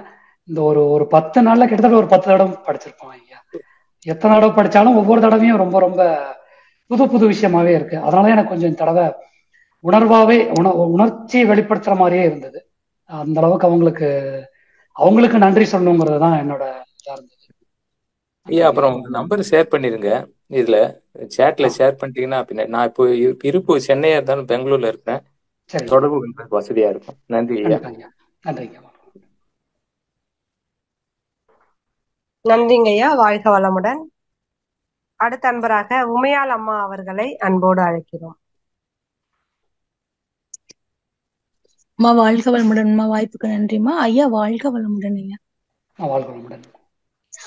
ஐயா, நீங்க அம்மா நான் யார் என்ற விளக்கம் கிடைச்ச பிறகு மனமாற்றம் நிறைய நடந்ததாங்க ஐயா. அந்த இது சொன்னீங்களேங்க. மனமாற்றம் அப்படிங்கறது எப்படி அந்த நான் எப்படி புரிஞ்சுக்கிட்டேன் அப்படின்னா, இப்ப நம்ம எப்படி ஒரு மோட்டிவேஷன் ஸ்பீச் கேட்கணும்னு வச்சுக்கோங்களேன். கொஞ்ச நேரத்துக்கு அந்த கொஞ்ச நேரம் நல்லா இருக்கும். அது திருப்பி நமக்கு அது கேரக்டரா பதிஞ்சிருச்சு, பழக்கமா பதிஞ்சிருச்சுன்னா இல்லை. அதே மாதிரிதான் இவங்களுக்கு ஒரு தத்துவத்திலேயே அவங்களுக்கு அது டோட்டலா மனமாற்றம் வந்துருச்சுன்னு சொல்ல மாட்டோம். அந்த நான்யார் தத்துவம் கிடைச்சதுக்கு அப்புறம் அவங்க இதுவரைக்கும் அவங்க எதை தேடுறேன்னே தெரியாம தேடிட்டு இருந்தாங்க. அந்த அத்தனை தேடுதலுக்கும் ஒரு விடிவு கிடைச்சிருச்சு, ஒரு விளக்கம் கிடைச்சிருச்சு, ஒரு குரு கிடைச்சிட்டாங்க அப்படிங்கிற ஒரு இடம் தான் அந்த இடம். சொல்ல போனா அதுதான் ஸ்டார்டிங் பாயிண்ட்னு சொல்லலாம் அவங்களுக்கு. ஏன்னா குரு மேலையும் ஆசிரியர் மேலையும் பெரிய ஒரு நம்பிக்கை இல்லாதவங்க, 2 பேர்த்துக்கும் பெருசா வித்தியாசம் இல்லை அப்படின்னு நினைச்சிட்டு இருந்தவங்க, அப்படிங்கிற இடத்துல இருந்து குரு இருக்காங்க அப்படிங்கிறதையும், 2வது அவங்களுக்கு இருந்த ஏக்கங்கள், அவங்களுக்கு இருந்த கவலைகள், சோகங்கள் அத்தனைக்கும் ஒரு தீர்வு கிடைச்சதாவே அந்த இடத்துல உணர்ந்துட்டாங்க. ஸோ முதல் மாற்றம்னு சொல்லலாம். மனமாற்றம் முழுசா வந்துருச்சுன்னு சொல்றதை விட முதல் மாற்றம்னு சொல்லலாம். மாற்றத்துக்கு உண்டான விதை அப்படின்னு சொல்லலாம். சிறப்புங்கய்யா, சிறப்புங்கய்யா. அப்புறம் ஐயா வாழ்வீர்கள் அப்படிங்கிறதுக்கு என்னங்கய்யா சொன்னீங்க? அது சும்மா படிச்சுட்டு இருந்தாங்க, திருப்பாவை படிச்சுட்டு இருந்தோம். அதுல அதாவது பாவை நோம்பு இருப்பாங்கல்ல, இந்த மார்கழி மாதத்துல, அந்த மார்கழி மாதத்துல பாவை நோம்பு இருக்கிறதுக்கு உண்டான வழிமுறைகளை சொல்ற பாடல்கள்லாம் அதுல ஒரு பாடல் தான் இன்னைக்கு 2வது பாடலா இருக்கிறது. அது இந்த மாதிரி ஆரம்பிக்கும், வையத்துள் வாழ்வீர்கள் அப்படின்னா அதுக்கு எப்படி விளக்கம் கொடுக்குறாங்க அப்படின்னா, எல்லாருமே இந்த ஒரு நோன்பை கடைபிடிக்கிறாங்க, எல்லாருமே ஒரு ஒழுக்கமா இருக்காங்க, குற்றம் இல்லாம இருக்காங்க அப்படிங்கறது சொல்ல முடியாது. வையத்துள் வாழ்வீர்கள்னா எப்படி அதுல அந்த திருப்பாவையில சொல்றாங்க அப்படின்னா, நான் நல்ல ஒரு குணவதியா இருக்கணும், நல்ல குணமுடையவனா இருக்கணும், ஒரு நோக்கத்தோட வாழ்க்கையில இருக்கணும் அப்படிங்கிறவங்களுக்கு கேளுங்க, நான் என்னென்னலாம் செய்யணும் அப்படின்னு நான் சொல்றேன் அப்படின்னு சொல்லி ஆண்டாள் சொல்ற மாதிரி அந்த செய்யுள் இருக்கும். இதை நான் எப்படி பார்த்துக்கிட்டேன்னா, இப்ப நம்ம எல்லாத்துக்குமே ஒரு பொறுப்பு இருக்கு, நமக்கு எல்லாத்துக்குமே ஒரு நோக்கம் இருக்கு, அந்த நோக்கத்துல எல்லாருமே இணைஞ்சிருக்கோம். அந்த நோக்கம் தான் உலக சமாதானம். அதுல ஒரு முக்கியமான விஷயம் பெண் சிறப்புணைந்த பெண் மதிப்பு. அது ஒரு எஜுகேஷன் சிஸ்டம்குள்ள ரொம்ப பெரிய லெவல்ல பிராடா எல்லா மக்களுக்கும் ரீச் ஆகணும், குழந்தைகள்கிட்ட அதை கொண்டு போகணும் அப்படிங்கறதுதான் என்னோட ஒரு கருத்து. அதுக்காக அந்த நோக்கம் நமக்கு வேணுங்கிறதுக்காக அந்த வார்த்தையை போட்டேன். ஐயா அப்புறம் ஐயா, இப்ப என்னன்னா அம்மா இல்லத்தரசியா இருந்தாங்க ஐயா. 4 இது சொன்னீங்களா ஐயாவா? கிரகஸ்தம், வானப்பிரஸ்தம், பிரம்மச்சரியம், சன்னியாசம். நமக்கு என்ன இது வாழ்க்கையில கிடைச்சிருக்கோ அந்த ரோல், அந்த இது எடுத்து நம்ம சிறப்பா செய்யணும். கண்டிப்பா. அதுதான் அம்மாவுக்கு ஐயா. ஆமா, ஏன்னா அதுதான் முதல் மாற்றம். ஏன்னா அவங்க அந்த கேரக்டர் எப்படின்னா, இப்போ ஒரு நல்ல வேலைக்கு போகணும், தனியா சம்பாதிக்கணும் அப்படிங்கிற மாதிரியான, அதாவது சுதந்திரமா இருக்கணும் அப்படிங்கிறவங்களுக்கு இந்த மன வாழ்க்கை ஒரு சாதாரணமா இன்னைக்கு நம்ம எப்படி பொருத்தி பார்க்கலாம்னா, இன்னைக்கு இருக்கிற இன்னும் யங் கப்புள்ஸ் எடுத்து பாருங்களேன். யங் கப்புள்ஸ்ல எத்தனை பேர் அண்டர்ஸ்டாண்டிங்கோட இருக்காங்க அப்படின்னு பார்த்தா அது ஒரு கேள்விக்குறிதான். அப்ப அவங்களுக்குள்ள ஒரு உரையாடல் வரணும்ல. பெண்ணை பத்தி ஒரு ஆண் புரிஞ்சுக்கிட்டா அந்த பெண்ணை எப்படி நடத்தணுங்கிறது ஒரு ஆணுக்கு தெரியும். அந்த பெண்ணுக்கும் பெண் கல்வி தேவைப்படுது. ஆக்சுவலா இப்ப பெண்கள் முன்னேற்றம்ங்கிறது வந்து எப்படி பாக்குறோம் அப்படின்னா, ஆணும் பெண்ணும் சமம் அப்படிங்கிற இடத்துல பாக்குறது தான் உலகத்தில் நடக்குது. ஆனா மகரிஷி ஐயா மட்டும்தான் பெண் சிறப்பு மிக்கவள்ங்கிறத சொன்னாங்க. சிறப்புனா சமம்ங்கிற விஷயத்த தாண்டின விஷயம் இல்ல. சிறப்புனா எப்படின்னா அது ஒரு ஆடட் வேல்யூ ஆக்சுவலா. அப்போ அவங்கள தாழ்த்தியும் சொல்லல, உயர்த்தியும் சொல்லல, சிறப்புங்கிற வார்த்தையை சொன்னாங்க. இப்ப சிறப்புன்னு நமக்கு அது ஒரு வேல்யூ சிஸ்டம்ல. அந்த வேல்யூ சிஸ்டத்தை பத்தி ஒரு பெண்ணும் தெரிஞ்சுக்கணும், ஒரு ஆணும் தெரிஞ்சுக்கணும் அப்படிங்கிறது தான் முக்கியம். ஸோ அந்த இடத்துல அந்த பெண் ஒரு மன வாழ்க்கையில ஒரு ஒரு ஒரு ஒரு உற்சாகம் இல்லாம இருக்கிறவங்களுக்கு இந்த தத்துவம் புரிஞ்சுது அப்படின்னா, ஆமா நான் இந்த ஒரு ஒரு ஒரு இளைஞராகவும் இருந்தேன், குழந்தையா இருந்தேன், இளைஞரா இருந்தேன், இன்னைக்கு நான் இல்லத்தரசியா இருக்கேன், நாளைக்கு அடுத்த கட்டத்துக்கு நகருவேன். ஒவ்வொரு கட்டத்திலையும் என்னோட கடமைகளை நான் கரெக்டா செய்யறது தானே கர்மயோகம். அதைத்தான் அவ்வளோ தெளிவா விளக்கம் சொன்ன உடனே அவங்களுக்கு அந்த ஃபர்ஸ்ட் லைஃப் அக்செப்ட் பண்ணிக்கிறான். நான் இன்னைக்கு என்ன சூழ்நிலையில இருக்கேன், எந்த இடத்துல இருக்கேன், நான் பிரம்மச்சரியா இருக்கனா, இல்ல இதுல கல்யாண வாழ்க்கையில இருக்கனா, இல்லத்துல இருக்கனா, அந்த வாழ்க்கையை நான் அக்செப்ட் பண்ணிக்கிட்டு இந்த இடத்துல இருந்து நான் என்ன பண்ணலாம், என்னோட கடமைகள் எப்படி சரிவர செய்யறது அப்படிங்கிற விளக்கம் தான் முதல் கிடைச்ச விளக்கமா நான் பாக்குறேன். அவங்களோட பயோகிராஃபிய நான் ஒரு ஆர்டரா கொண்டு வந்ததுல முதல் விளக்கமா நான் பாக்குறது. ஏன்னா அதுக்கப்புறம் தான் அவங்க வாழ்க்கையில குழந்தைகள்கிட்ட நல்ல ஒரு அன்பாக இருக்கிறாங்க, கணவன்கிட்ட அன்பா இருக்காங்க, மற்ற சுற்றார் எல்லாத்துட்டையும் ஒரு அன்பான ஒரு கேரக்டரா மாறுறாங்க. அப்படின்னா தன்னோட கரண்ட் லைஃப் அவங்க அக்செப்ட் பண்ணதுக்கு அப்புறம், ஏத்துக்கிட்டதுன்னா வேற விதியே அப்படின்னு ஏத்துக்கிறது இல்ல, புரிஞ்சு ஏத்துக்கிறது. ஏத்துக்கிட்டதுக்கு அப்புறம் அவங்களோட வாழ்க்கையை மாறுறதுங்கிறதுதான் அந்த தத்துவத்தோட விளக்கம்னு சொல்லலாங்க. ஆனா என்ன பியூட்டினா, கர்மயோகங்கிறது ஒரு பெரிய தலைப்பு. ஆனா ஐயா சாதாரணனா நமக்கு அவ்வளவு விளக்கங்கள் தெரியாதவங்களுக்கு புரியற அளவுக்கு சொல்லியிருக்காங்கிறது தான் ரொம்ப நம்ம பார்க்க வேண்டிய விஷயமா நான் பாக்குறேன். என்ன மாதிரி பீப்புளுக்குலாம் பெரிய பெரிய கருத்துக்கள்லாம் நம்மளால புரிஞ்சுக்க முடியாது. ஆனா ஐயாவோட கருத்து அவ்வளவு எளிமையா இருக்கும். அதனால அவங்க அவ்வளவு தூரம் உள்வாங்கி அதை வாழ்க்கையில பயன்படுத்தி நம்ம கண்மூடியான வெற்றி அடைஞ்சவங்க. மிக சிறப்புங்க, தெளிவான விளக்கங்கய்யா. நன்றிங்க ஐயா, வாழ்க வளமுடன். மகிழ்ச்சிங்க ஐயா. அம்மா நன்றிங்க அம்மா, வாழ்க வளமுடன்மா. நன்றிகள் அம்மா, வாழ்க வளமுடன். அடுத்த அன்பராக நிர்மலா அம்மா அவர்களை அன்போடு அழைக்கிறோம். வாழ்க வளமுடன்மா. வாழ்க வளமுடன் அம்மா. ஐயா வாழ்க வளமுடன். வாழ்க வளமுடன். ஐயா ஸ்பீச் என்னால முழுமையா கேட்க முடியல, கடைசியா தான் ஜாயின் பண்ணாங்க. நீங்க சொன்ன ஆன்சர்ல இருந்து எனக்கு தெரிஞ்சது அது மிகப்பெரிய இன்ஸ்பிரேஷனா இருந்திருக்கு அப்படின்ட்டு. அந்த புக்கை நாங்களும் படிக்கணும்னு விருப்பப்படுறோம் சார். நீங்க அந்த டீடைல்ஸ் பத்தி கொஞ்சம் சொல்லுங்க. புத்தகம் பேர் என் குருநாதர்.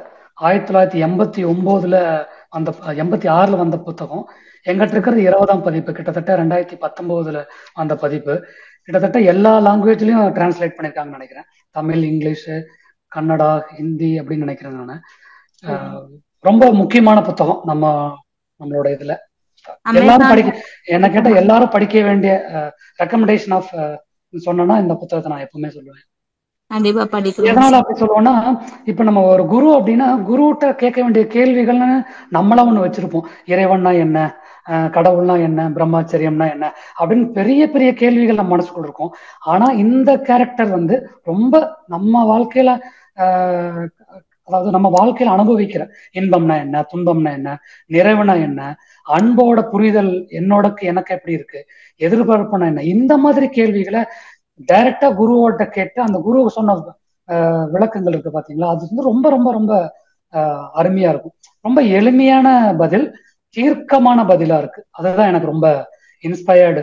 கேள்வியும் தீர்க்கமா இருக்கும், பதிலும் தீர்க்கமா இருக்கும் அந்த புத்தகத்துல. நீங்க ஒரு தடவை படிச்சு முடிச்சுட்டு அந்த புத்தகத்தை நீங்க முடிச்சுட்டு கடைசி பேஜை படிச்சு முடிச்சு அந்த புத்தகத்தை நீங்க ஹேண்டில் பண்ற விதமே மாறிடும்.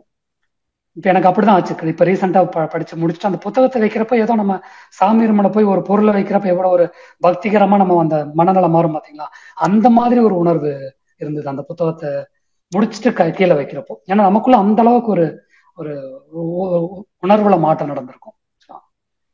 அது படிக்கணும்னு ரொம்ப ஆர்வமா இருக்குங்க ஐயா. வாங்கி படிக்கிறோங்க. நன்றி ஐயா. உங்களோட ஸ்பீச் ஏற்கனவே கேட்டுக்கேங்க சார், ரொம்ப நல்லா இருந்தது. நன்றிங்க ஐயா. வாழ்க வளமுடன். நன்றிங்கம்மா, வாழ்க வளமுடன். அடுத்த அன்பராக கலாவதி அம்மா அவர்களை அன்போடு அழைக்கிறோம். வாழ்க வளமுடன்மா. வாழ்க வளமுடன். இணைப்பிற்கு நன்றி ஐயா. வாழ்க வளமுடன். நீங்க சொன்ன கருத்துல பாதி முன்பாதி கதை என்னுடையது. அதனால நான் அதெல்லாம் அனுபவிச்சிருக்கேன். அதை நீங்க சொல்ல சொல்ல எனக்கு அப்படியே உணர்வு பூர்வமா தத்தடிச்சிட்டு வருது கண்ணீர். அப்புறம் அந்த புக்கு சொன்னீங்க, நான் கேட்டுட்டேன். நான் அது கேட்கறதுக்காக ஹேண்ட் ரைஸ் பண்ண ஒரு அம்மா எனக்கு முன்னாடி கேட்டாங்க. அது எங்க கிடைக்கும் ஐயா? இதுலதான் ஆழியார் மட்டும் கிடைக்குமா, எல்லா இடத்துலயும் கிடைக்குங்களா? ஆன்லைன்லயே வாங்கிக்கலாம்னு நினைக்கலாங்கம்மா. இல்லைன்னா அவங்க அங்க ஆழியார்ல கண்டிப்பா கிடைக்கும். ஆன்லைன்லயே வாங்க முடியும்னு நினைக்கிறாங்க. புக்கு பேர் என் குருநாதர். அது மட்டும்தான். பெண்ணின் பெருமை அது ஏற்கனவே எல்லாருக்குமே இருக்கு, மனவளக்கலை புக்ல எல்லாமே இருக்கு. ஆமா ஆமாங்க. இது நம்ம அதாவது டிப்ளமோ சப்ஜெக்ட் அந்த மாதிரி இடத்துக்குள்ள வர்றதில்ல. இது ஒரு ஒரு ஒரு அருள்நீதி அன்பரோட குருவுக்கு அவங்க கொடுத்த காணிக்கைன்னு சொல்லுவாங்க அந்த புத்தகத்தை. ஆனா நமக்கு நிறைய லேர்னிங்ஸ் இருக்கும் அந்த புத்தகத்தை படிக்கிறப்போ. நம்மளால நிறைய நம்ம எந்த இடத்துல இருக்கோம்னு பொருத்தி பார்த்துக்க முடியும். ரொம்ப நன்றிங்க. நீங்க பேச பேச எனக்கு ரொம்ப அப்படியே ஒரு பெண்மையை பத்தி எப்படி எல்லாம் பேசுறதுக்கு இந்த வயசுல இந்த மாதிரி எல்லாம் இருக்காங்க அப்படி சொல்லும்போது, குரு எப்படி வழி காமிச்சிருக்காரு, அந்த காலத்திலேயே பெண்களை எந்த அளவுக்கு மதிச்சிருக்கிறாருன்னு நினைக்கும் போது ரொம்ப கண்ணீரே நினைக்கும். ஏன்னா இந்த விஷயம் இந்த புத்தகத்தில் நடந்த கருத்துக்கள் நடந்த ஆண்டு கிட்டத்தட்ட 1985 கட்டகத்துல. ஆக்சுவலா ஐயாக்கு அப்ப 75 வயசு மாதிரி காலகட்டத்துல. அன்னைக்கு இருந்த பெண்களின் நிலை நம்ம ஜஸ்ட் யோசிச்சு பார்த்தா தெரியும் நமக்கு. அன்னைக்கு எவ்வளவு பெரிய ஒரு விஷயம் தெரியும் நமக்கு. அதை வச்சுதாங்க நானும் சொன்னேன், என்னுடைய வாழ்க்கையில பாதி வரல, அது நீங்க சொல்லிட்டீங்க அப்படின்னு. எல்லாத்துக்குமே இப்ப என்னோட அம்மாவோ அல்லது என்னோட அம்மாவோட அம்மாவோ யாரோ ஒருத்தவங்க இல்லை, நம்ம அவங்கவுங்க வாழ்க்கையில இருக்க அத்தனை பேருமே இது பண்ணவங்கதான். நன்றிங்க, ரொம்ப சிறப்பா இருந்தது. நன்றிங்க ஐயா. வாழ்க்கை. நீங்க அடிக்கடி பேசணும் மறுபடியும் சூழ்நிலை. நீங்க இதுக்கு முன்னாடி கூட உங்களுக்கு ஸ்பீச் கேட்டிருக்க, ரொம்ப அருமையா இருந்தது. நீங்க எடுக்கிற தலைப்பு ஒரு வித்தியாசமாவும் இருந்தது. ரொம்ப நன்றி. வாழ்க்கை. நன்றிங்கம்மா. வாழ்க்கை. நன்றிங்கம்மா. வாழ்க வளமுடன். சாட் பாக்ஸ்லயே அம்மா போட்டிருக்காங்க, இது என்னோட கதையாவே இருக்கு அப்படின்னு சாட் பாக்ஸ்ல போட்டுருந்தாங்க அம்மா. சொல்லும் போது எல்லாருக்குமே அந்த மாதிரி ஒரு உணர்வு பூர்வமா கண்டிப்பாமா. நன்றிமா. அடுத்த அன்பராக கணேசன் ஐயா ஓசூர் ஐயாவை நீ அன்மியூட் கொடுத்துருக்க, நீங்க பேசலாங்க ஐயா. கணேசன் ஐயா. ஐயா வாழ்க வளமுடன். ஐயா வாழ்க வளமுடன் ஐயா. சிறப்பா பேசுனீங்க, சீக்கிரம் முடிச்சுக்கிற மாதிரி பேசுது. எனக்கும் அம்மா சொன்ன மாதிரி அந்த புக்கை படிக்கணும்னு ஆர்வமா இருக்கு. நீங்க நம்ம அறிவித்திருக்கோம் இந்த தலைப்புல அடுத்த மாசம் பேசுங்க, நான் எதிர்பார்க்கிறேன். எல்லாருக்கும் உங்க கருத்து எல்லாருக்கும் போய் சேரணும்னு நினைக்கிறேன். நன்றிங்க ஐயா. வாழ்த்துக்கள். வாழ்க வளமுடன். ரொம்ப நன்றிங்க. வாழ்க்கை. அடுத்த அன்பராக சண்முக பிரியா அம்மா அவர்களை அழைக்கிறோம். வாழ்க வளமுடன்மா. சார் வாழ்க வளமுடன். வாழ்க வளமுடன். Shanmugapriya from Hosur sir, Nachiyappan wife. சொல்லுங்க. வாழ்க வளமுடன். மிக சிறப்பா இருந்தது பிபிடி, உங்க ஸ்பீச் எல்லாமே. எந்த வினாவும் இல்ல, சூப்பரா இருக்கு. வாழ்த்தலாம் தான் சார் கூப்பிட்டேன். வாழ்க வளமுடன். உங்க தொண்டு சிறக்க. ஓகே, வாழ்க வளமுடன். நன்றி. வாழ்க வளமுடன் சார். இந்த சரணாகதி பிபிடி மட்டும் ஸ்கிரீன்ஷாட் மட்டும் எடுத்து அனுப்பிவிடுங்க சார். ஓகேமா. Okay, thank you sir. வாழ்க வளமுடன். வாழ்க வளமுடன். வாழ்க வளமுடன். அடுத்த அன்பராக சங்கர் ஓசூர் ஐயா, நீங்க அன்மியூட் பண்ணிட்டு ஐயா கிட்ட பேசுறாங்க ஐயா. சங்கர் ஐயா. அம்மா வாழ்க வளமுடன்மா. ஒசூர்ல இருந்து சங்கர் பேசுறேங்கம்மா. ஐயா வாழ்க வளமுடன் ஐயா. ரவிக்குமார் வளமுடன். மிகவும் சிறப்புங்க ஐயா. நாங்கெல்லாம் அந்த என் குருநாதர் புத்தகத்தை படிக்கும் போது எங்க ஐயா உண்மையிலேயே குரு கிட்ட நம்ம எந்த அளவுக்கு நம்ம அந்த மனமுருகி அவரோட உணர்வு பூர்வமா ஏத்துக்கிறோமோ அந்த அளவுக்கு தான் நம்ம மனவள கலையிலயும் நல்ல ஒரு உயர்வை பெற முடியுங்கிறத அம்மாவோட புத்தகத்தை நான் ஒரு 15 ஆண்டுகளுக்கு முன்னாடி 15-20 ஆண்டுகளுக்கு முன்னாடியே படிச்சிருக்கேங்கய்யா. உண்மையிலேயே அந்த உணர்வு பூர்வமா, ஏன்னா மனவள கலையில நம்ம இருக்கிறோன்றத விட குரு மேல நம்ம எந்த அளவுக்கு அந்த நம்பிக்கையை ஏற்படுத்திக்கிறோமோ அந்த அளவுக்கு தான் நம்ம மனவள பயிற்சிகளையும் நம்ம நம்பிக்கையோட செய்வோம். அதனால என் குருநாதர் புத்தகத்தை கண்டிப்பா ஒவ்வொரு மனவளக்கலை அன்பர்களும் படிக்கும்போது அந்த தெளிவு குருவின் திருவார்த்தை கேட்டல்ன்ற மாதிரி அந்த மனோரமா சின்னசாமி அம்மா உணர்ந்த அளவுக்கு நாமளும் அந்த துன்பத்திலிருந்து விடுபட்டு எப்படி ஒரு நல்ல ஒரு நிறைவான வாழ்க்கை வாழறதுங்கிறதுக்கு அம்மாவோட அந்த புத்தகம் ஒரு நல்ல ஒரு தூண்டுதலா இருந்தது. நாங்களாம் நிறைய உணர்ந்திருக்கிறோங்க ஐயா. அந்த சிறப்புகளை இன்று நீங்க உணர்வுபூர்வமா கொடுத்தது எனக்கு மிக்க மகிழ்ச்சியா இருக்குங்கய்யா. ரொம்ப நன்றி. வாழ்க வளமுடன். வாழ்க வளமுடன். நன்றி. வாழ்க வளமுடன். வாழ்க வளமுடன். அடுத்த அன்பராக குணவதி அம்மா அவர்களை அன்போடு அழைக்கிறோம். ரொம்ப தேங்க்யூ மேடம். நன்றிமா. வாழ்க வளமுடன். நன்றி தம்பி, உங்களோட ஸ்பீச் ரொம்ப நல்லா இருந்தது. நான் 1995க்கு பிறகுதான் இதுல சேர்ந்தேன். நான் அருள்நிதி பயிற்சிக்கு போயிருந்தப்ப என் குருநாதர் புத்தகத்தை வாங்கி நான் படிச்சப்ப அதுல நான் உணர்ந்தது என்னன்னா, அப்படியே அவங்க உண்மையை எழுதியிருப்பாங்க. தன்னோட கணவர்னு கூட நினைக்காம ஒரு இடத்துல குடியும் கூத்துமாக இருந்த அவ என்னை கொண்டுட்டு இந்த பயிற்சிக்கு கொண்டுட்டு விட்டு செத்த நேரம் வெளியில உட்கார்ந்து அதை கேட்டு அதுல சேர்ந்தாருன்னு உண்மையை அப்படியே எழுதியிருப்பாங்க. இன்னைக்கு பாத்தீங்கன்னாக்கா அவங்க சின்னசாமி ஐயா அவ்வளவு சூப்பரா அந்த இதுல தொண்டாற்றிட்டு வராங்க. அதே மாதிரி இன்னொரு இடத்துல அவங்க வளர்ப்பு மகள் தலையில கைய வச்சு வாழ்த்திட்டு இவங்க தலையில கைய வைக்காம போயிட்டு வாமா அப்படின்னு சொல்லிடுவாரு மகரிஷி. அந்த டைம்ல பாத்தீங்கன்னாக்கா அதுக்கு அடுத்த முறை இவங்க வாழ்த்து வாங்க வரும்போது, ஏமா போன வாட்டி தலையில கைய வைக்கலன்னு வருத்தப்பட்டியா அப்படின்னு மகரிஷி ஐயா கேட்பாங்க. அந்த இடம்லாம் படிக்கும்போது எவ்வளவு வெளிப்படையா இப்படி ஒரு புத்தகத்தை அவங்க எழுதியிருக்காங்க அப்படின்னு சொல்லி நானும் கண் கலங்கி இருக்கேன்.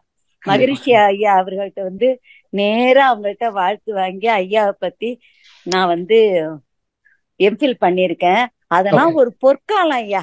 இன்னைக்கு எனக்கு 69 வயசு ஆகுது. நான் ரிட்டையர் ஆகி வீட்டுல இருக்கேன். இருந்தாலும் இந்த மனோரமா சின்னசாமி அவர்கள் இறைவணக்கம் குரு வணக்கம் பாடும்போது கண்ணுல தண்ணி வந்துரும். ஏன்னா அவங்க உணர்ந்து தான் அந்த பயிற்சியில சேர்ந்துகிட்டு தன் கணவரையும் கொண்டுட்டு வந்தாங்க பாருங்க. அது மிக மிக மிக மிக அற்புதம்.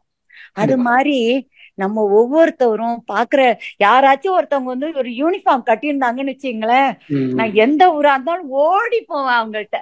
ஓடி போய்கிட்டு அவங்கள்ட்ட வணக்கம் சொல்லி, அம்மா நீங்க எந்த ஊர், என்ன பண்ணிட்டு இருக்கீங்க, எந்த ஸ்டேஜ்ல இருக்கீங்க அப்படின்னு கேட்பேன். முன்ன தெரியாம பஸ்லயோ கார்லயோ யாரோ வந்தாங்கன்னு வச்சுங்க, என்ன அறியாம மகரிஷியை பத்தியோ வாழ்க வளமுடன் பத்தியோ பேசி அவங்கள அதுல சேரணும்னு தூண்டி விட்டுருவேன். ரொம்ப நல்லா இருந்தது உங்க ஸ்பீச்சு.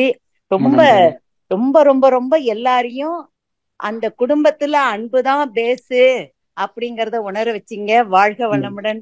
உங்களோட தொண்டு சிறக்க மனமாற வாழ்த்துகிறேன். வாழ்க வளமுடன். நீங்க எடுத்து சொல்லிட்டீங்க. நான் என்ன 95ல நான் சேர்ந்தா கூட இப்போ ஒரு 2 வருஷமா நான் தொண்டாற்ற முடியல. என்னோட கணவருக்கு கொஞ்சம் உடம்பு பாதிச்சிட்டு இருக்கு. அதுக்கு முன்னாடி எல்லாம் 250 ஆசிரியர்களை கும்பகோணம் அரியோ திருக்கோயில வரவழைச்சு நான் ஏய்வா இருந்து நான் இத பயிற்சி கவர்மெண்டே கொடுத்துச்சு பாருங்க. அப்ப நான் பயிற்சி கொடுத்தவன். அப்ப நான் சாதாரணமா ஹெச்எம் மீட்டிங் போட்டா கூட, அம்மா மகரிஷியை பத்தி சொல்லுங்கம்மா, அம்மா ஒரு 10 நிமிஷம் வாழ்க வளமுடன் பத்தி சொல்லுங்கம்மான்னு ஆசிரியர்கள் கேட்பாங்க. அது மாதிரி ஒரு அற்புதமான அருமருந்து, உலகத்துக்கு கிடைச்ச அருமருந்து நம்ம மகரிஷி ஐயா அவர்கள். நான் தூங்கும் போதும் எந்திரிக்கும் போதும் படுக்கும் போதும் எந்த கஷ்டம் வந்தாலும் அவர் படத்தை பார்த்தேன்னா என் கஷ்டம் தீர்ந்துரும்பா. நான் பெத்த புள்ள மாதிரி நினைச்சு சொல்றேன் நான். வாழ்க வளமுடன். உங்களை வாழ்த்தணும்னு தான் நான் போட்டேன். மிக்க நன்றி. உங்களுக்கும் நன்றி, அம்மாவுக்கும் நன்றி. தேங்க்யூ. நன்றிகள் அம்மா. ரொம்ப உணர்வு பூர்வமா நீங்க பேசுனீங்க. உண்மையிலே இந்த 2 கருத்துக்களும் எனக்கு ஐயா சொல்லும் போது அது வந்தது. நான் சொல்லணும்னு நினைச்சேன், அம்மா சொல்லிட்டாங்க. அந்த நல்லது உமா நல்லது. அம்மாவை வந்து உமா அம்மாவை வாழ்த்துனாரு தலையில கை வச்சு. நம்ம ஆமா தலையில ஆமா. நம்ம உள்ளுக்குள்ளதான் நினைக்கிறாங்க. உடனே அடுத்த முறை போயிட்டு வந்து வாழ்க வளமுடன் சொல்லும் பொழுது அந்த கைகள் என் தலையில பட்ட உடனே அந்த அம்மா அந்த வர்ணனை கொடுப்பாங்க. என் கண்ணுல இருந்து அப்படியே தண்ணியே தண்ணி வந்துரும். வந்துச்சு, உடம்பு சிலிர்த்ததுன்னு எழுதியிருப்பாங்க. ஆமா. அவங்க அப்புறம் வந்து உடம்பு சிலிர்த்ததுன்னு எழுதியிருப்பாங்க. நான் அந்த எம்ஃபில் பண்ணதுனாலதான்மா மகரிஷி ஐயா புத்தகங்கள் எல்லாம் எல்லா புத்தகத்தையும் நான் வாங்கி படிச்சேன். எனக்கு வந்து அதுக்காக எந்த ஒரு இன்சென்டிவும் கிடையாது. இருந்தாலும் நான் வாழ்க வளமுடன்ல சேர்ந்ததுனால நான் 6 இன்சென்டிவ் வாங்கிட்டேன். எனக்கு வந்து படிக்கணும் படிக்கணும் படிக்கணுங்கிற ஆர்வம். எங்க அப்பாவுக்கு வந்து நாங்க 4 பெண் குழந்தைகள், எங்க எல்லாரையுமே போஸ்ட் கிராஜுவேட் ஆக்குனாங்க. 3 பையன்க, எல்லாரும் இன்னைக்கு வாழ்க்கையில நல்ல நிலையில இருக்கும். வாழ்க வளமுடன். Thank you madam. நன்றி அம்மா, வாழ்க வளமுடன். அந்த நிகழ்ச்சிக்கு தான் அப்புறம் அம்மா எழுதியிருக்காங்க, எனக்கு வந்து அன்பும் கருணையுமான தந்தை கிடைக்க அப்படின்னு சொல்லிட்டு எழுதியிருப்பாங்க. அது ரொம்ப எனக்கும் பிடிச்ச இடம். அந்த புக்கு ஐயா சொன்ன மாதிரி திருப்பி திருப்பி படிச்சாலும் ஒரு வாட்டி படிக்கும் போது அந்த உணர முடியுது. நானும் ரொம்ப வருஷமா வச்சிருக்கேங்க ஐயா. அது திருப்பி திருப்பி அது அந்த அந்த புக்கு பார்க்கும்போது நம்மள தூண்டும், இது படிக்கணும் அப்படின்ற மாதிரி. அதாவது ரொம்ப அந்த உணர்வோட ஒன்றி போனதுனால அது ரொம்ப சிரமமா இருக்கும் அதை வெளிப்படுத்துறது. ஏன்னா உணர்வை வெளிப்படுத்துறதுங்கிறது வந்து ரொம்ப சிரமமா இருக்கும். அவங்கவுங்க படிக்கிறப்ப அவங்கவுங்களுக்கு ஒரு உணர்வு கிடைக்கும் பார்த்தீங்களா, அதான் எக்ஸாக்டா இருக்கும். மேபி இது இந்த இந்த இந்த ஒரு தலைப்பே வந்து அந்த புத்தகத்தை போய் எடுத்து படிக்கிறதுக்கு ஒரு தூண்டுதலா இருந்தா கூட போதும். பத்திக்கு கண்டிப்பாங்கய்யா, கண்டிப்பா கண்டிப்பா தூண்டுதல் வந்து படிப்பாங்கய்யா. அது உணர்வு பூர்வமா அந்த அம்மா எழுதி இருக்கிறதால இது எல்லாரும் வச்சுக்க வேண்டிய ஒரு புக்கு, படிக்க வேண்டிய ஒரு புத்தகம் என் குருநாதர் அப்படின்றது. ரொம்ப மகிழ்ச்சி. இன்னைக்கு நீங்க அதை திருப்பி ஒரு நினைவூட்டல் மாதிரி எடுத்து இந்த தத்ரூபமா நீங்க இந்த சிந்தனை விளக்கம் கொடுத்தது எல்லாருக்குமே ரொம்ப மகிழ்ச்சிங்கய்யா. நன்றி நன்றி. வாழ்க வளமுடன் ஐயா. அடுத்த அன்பராக நாகலட்சுமி அம்மா அவர்களை அன்போடு அழைக்கிறோம். வாழ்க வளமுடன் ஐயா. வாழ்க வளமுடன் ஐயா. வாழ்க வளமுடன் அம்மா. வாழ்க வளமுடன். வாய்ப்புக்கு நன்றி. அந்த புஸ்தகம் வந்து அந்த புத்தகம் என்னோட வாழ்க்கையிலே ஒரு திருப்பமே ஆயிடுச்சுங்க. நான் ஒரு 10-15 நாளும் படிச்சிருப்பேன் அந்த புக்க. அந்த புஸ்தகத்துல வந்து அவங்க கணவர் வந்து அவர் ஐயா கேட்டிருப்பாங்க, காலையிலேருந்து இரவு வரைக்கும் அவருங்க என்னென்ன வேலை செஞ்சாங்க, என்னென்ன வேலை செய்யலங்கிறத மட்டும்தான் அந்த அம்மா சொல்லுவாங்க. என்னென்ன வேலை செஞ்சாங்கங்கிறத சொல்லியே இருக்க மாட்டாங்க. அப்பதான் நம்ம மகரிஷி ஐயா சொல்வாரு வந்து, இவ்வளவு வேலை செஞ்சிருக்காரு, அப்ப இது ஒண்டிதானே செய்யல, அப்ப செஞ்சதை நீங்க வாழ்த்துங்கன்னு சொல்லுவாருங்க. அது ஒண்ணு, அது ரொம்ப நல்லா இருக்கும். அது வந்து அதுல இருந்தாங்க நம்ம வந்து நிறைய கத்துக்க வேண்டியது ஜாஸ்தி. நம்ம ஒண்ணுமே தெரியாம எப்படி பிறந்து வரணுமோ என்னமோ வீட்டுல வளர்த்து வைக்கிறாங்க. நம்ம அத மாதிரி அப்படியே வளர்ந்து உருப்படாம போயிட்டு நம்ம அப்படியே போய் சேர்ந்துடுறோம். போன ஜென்மத்துல அப்படிதான் இருந்திருப்போம் போல. ஆனா இந்த ஜென்மத்துல நமக்கு போன ஜென்மத்துல கூட வேண்டி இருப்போம்னு நினைக்கிறேன் நான். நமக்கு ஒரு நல்ல குரு தேவைன்னு. அதனாலதாங்க இப்ப வந்து நமக்கு இந்த மாதிரியான அவர் வாழும் காலத்திலேயே நாம வாழ்ந்து நம்மளுடைய பதிவுகள் எல்லாம் போக்குறதுக்கு நமக்கு ஒரு நம்ம அடுப்படியிலேயே நின்று நம்ம தாய் தகப்பன் செஞ்ச ஒரு புண்ணியம் தாயா நமக்கு வந்து இப்ப இது வந்து கிடைச்சிருக்குது. எனக்கு வந்து நான் 2001 எடுத்தேங்கய்யா. இது வந்து அப்ப வந்து எனக்கு மேரேஜ் வந்து எங்க வீட்டுல அவங்க இறந்து போயே ஒரு 28 வருஷம் ஆகுதுங்கய்யா. அப்ப வந்து நான் எல்லாரும் செகண்ட் மேரேஜ் பண்ணுங்க, வயசு ரொம்ப ஆகல அப்படிங்கும்போது, இல்ல நான் இது முடியாது, ஆனா எனக்கு ஒரு தூண்டுதல் இருக்கு, இதை விட வேற ஒரு பாதை இருக்கு, நான் அந்த பாதையில தான் போவேன்னு சொன்னேங்கய்யா. அதனால நான் செஞ்சுக்கவே என்னங்க மறுபடியும் அதுக்குள்ள குடும்பத்துக்குள்ள போயிட்டோம்னா நம்மளால தொண்டு செய்ய முடியாது, அட்லீஸ்ட் நம்மள கூட மாத்திக்க முடியாது, திரும்பவும் அந்த குடும்பத்துக்குள்ள போயிற மாதிரி ஆயிடுங்க ஐயா. அதனால நான் வந்து இது எனக்கு ஒரு பெரிய தூண்டுதல். இந்த புஸ்தகம் தான் என்னோட வாழ்க்கை. அதாவது அதுல ஒண்ணு கொடுத்துருப்பாங்க, நீங்க என்ன வந்து தந்தையாவோ தாயாவோ மகனாவோ யாராவது வேணாலும் நீங்க என்ன நினைச்சுக்கலாம்னு சொல்லியிருக்கும் போது, அப்ப வந்து எனக்கு ஒரே ஒரு பையன்தான். நான் ரொம்ப எல்லா கதவுமே மூடின மாதிரி ரொம்ப கஷ்டப்பட்டுட்டேன் ஐயா. அதனால எனக்கு வந்து அந்த புஸ்தகமும் சரி, நான் மகரிஷியை இன்னைக்கும் என்னுடைய தந்தையாவே நினைச்சு அவர் போற பாதையில போய் அவர் என்ன சொல்லியிருக்கிறாரோ அதன்படியே தாங்க ஐயா நான் நடக்கிறேன். ஆனா இப்ப எனக்கு கொஞ்சம் உடம்பு முடியாம இருக்குது. ஆனா எக்ஸசைஸ் கொஞ்சம் காலையில கொஞ்சம் சாயந்தரம் கொஞ்சம் 2 தடவை பண்றேன். மத்தபடி இந்த ஜூம்ல எல்லாம் சேர்ந்து என்னால என்ன தொண்டு விடணும். உலகத்தை டெய்லி 108 நட வாழ்த்துறேன். ஒவ்வொரு மன்றத்தையும் அறிவு திருக்கோயில்ல என்னால என்ன செய்ய முடியுமோ அதை செஞ்சுக்கிட்டு இருக்கிறேன். நான் செய்யற வேலையை தொண்டாவே செய்யறேன். இங்க அபார்ட்மெண்ட்ல இத்தனை பேர் இருக்கிறாங்க, ஆனா கூப்பிட்டா யாரும் வர்றதில்ல, வரமாட்டேன்றாங்க. ஆனா எனக்கு கொஞ்சம் சப்போர்ட் எங்க வீட்டுல யாராவது சேர்ந்து ஏதாவது பண்ணாக்க கொஞ்சம் சப்போர்ட்டா இருக்கும். ஆனா அது வாழ்த்திக்கிட்டு தான் இருக்கிறேன். நடக்க மாட்டேங்குது. வாழ்க வளமுடன். என்றாவது ஒரு நாள் நான் செய்யற அந்த வாழ்த்துக்களுக்கு விட கிடைக்கும்னு நினைச்சிட்டு இருக்கேங்க ஐயா. வாழ்க வளமுடன் ஐயா. நீங்க ரொம்ப நல்லா அருமையா சொன்னீங்க. ரொம்ப அற்புதமா இருந்தது. எல்லாமே நல்லா நமக்கு திரும்ப நினைவூட்டலாதான் இருந்தது. அது எதுவுமே வாழ்க வளமுடன் ஐயா. உங்களை அருட்தொண்டு சிறக்க வாழ்த்துக்கள். வாழ்க வளமுடன். ஏயா இந்த அபார்ட்மெண்ட்ல ஒரு கேள்வி, இந்த அபார்ட்மெண்ட்ல கூப்பிடுறோம், நான் யாரும் வரமாட்டேன்றாங்க. நானும் எவ்வளவோ சொல்றேன். அது அது என்னங்கய்யா பண்றது? அதுக்கு வாழ்த்துக்கிட்டானே இருக்கணும். அதுக்கு நான் சொல்ற விளக்கம் கரெக்டா இருக்குமான்னு தெரியல. இப்ப நம்ம படிக்கிற டிப்ளமோ புத்தகம் அதுலலாம் பின்னாடி ஒரு ஒரு வரி எழுதியிருப்பாங்க. அது ஐயாவோட வரி. அது என்னன்னா, ஒரு நிறுவனம், அதாவது இந்த காலச்சக்கரத்தில் சுழல்கின்ற இந்த காலச்சக்கரத்தில் ஒரு நிறுவனம் பயணிக்க வேண்டும் என்றால் அந்தந்த காலகட்டத்துல இருக்கிற மாற்றங்களை அக்செப்ட் பண்ணிக்கிட்டு வேணுங்கிற மாற்றத்தை செஞ்சுக்கிட்டு இருக்கணும் அப்படின்னு எழுதியிருப்பாங்க. அது என்ன எப்படி புரிஞ்சுக்கலாம் அப்படின்னா, இப்போ நம்ம அதாவது மகரிஷி கிட்ட இருந்த ஐயாட்ட இருந்து டைரக்டா கத்துக்கிட்டவங்க இப்ப இன்னைக்கு வரைக்கும் எவ்வளவோ நமக்கு சேஞ்சஸ் இருக்கு. ஆக்சுவலா இந்த சேஞ்சஸை வந்து குரோத்தா பார்க்கணுங்கிறது தான் அந்த ஐயாவோட அந்த பாயிண்ட். அப்ப எப்படின்னா, இன்னைக்கு வந்து நம்ம நீங்க ஒரு அபார்ட்மெண்ட்ல இருக்காங்கன்னா அங்க இருக்கிற மக்களோட நீடே என்னன்னா 2 பிரச்சனை தான் இன்னைக்கு. பொதுவா வந்து உடல் சார்ந்து பிரச்சனை இருக்கும் அல்லது மனம் சார்ந்த பிரச்சனை. அப்ப நம்ம என்ன பண்ணணும்னா, நம்ம குரு மேல ரொம்ப பக்தியா இருப்போம், எல்லாமே பக்தியா இருப்போம். அது அவங்களுக்கு எக்ஸ்பர்டிஸா தெரியறப்ப அது அவங்களுக்கு தேவை இருக்காது. அந்த டயத்துல எனக்கு இருக்கிற உடல் சார்ந்த பிரச்சனைகள் தீருமா, மனம் சார்ந்த பிரச்சனைகள் தீருமா, அவ்வளவுதான். அவங்களோட ஸ்ட்ரெஸ் போகுமா, அவ்வளவுதான் அவங்களோட இதா இருக்கும். அப்போ அந்த என்விரான்மெண்ட்ல இருக்கிற மக்களோட தேவை என்ன, அப்போ மனவளக்கலை அங்க போறப்ப அங்க என்ன மாற்றத்தை கொடுக்கும். இப்போ ஒரு ஏரியால இப்ப இந்த ஃபார் எக்ஸாம்பிள் இப்ப சப்போஸ் ஒரு ஹெல்த் கேம்ப் நடக்கிறாங்கன்னு வச்சுக்கோங்க. இப்போ ஹெல்த் கேம்ப்ல ஒரு இது கொடுக்குறாங்க, இத்தனை பேர் வந்து இவ்வளோ நல்ல நிலைமையில் இருக்காங்க, இத்தனை பேர் இத்தனை வியாதி அப்படின்னு சொல்றாங்க பாத்தீங்களா. அது மாதிரி நம்மளோட பங்களிப்புங்கிறது முதல் இடத்துல வந்து அவங்களோட பிரச்சனைகளை சரி செய்யறதுக்கு ஒரு தூண்டுகோலா இருக்கணும். அதுக்கப்புறம் நம்ம அவங்கள ஒண்ணுமே பண்ண வேண்டியது ஆட்டோமேட்டிக்கா நம்ம வந்துருவாங்க. இதுதான் இப்ப எங்க மாதிரி ஆட்கள்லாம் வந்து ஏதோ இது ஆன்மீகம் தெரிஞ்சுக்கிட்டு ஆன்மீகம் கத்துக்கணும் அப்படிங்கிற எண்ணத்துல உள்ள வந்தவங்க கிடையாது.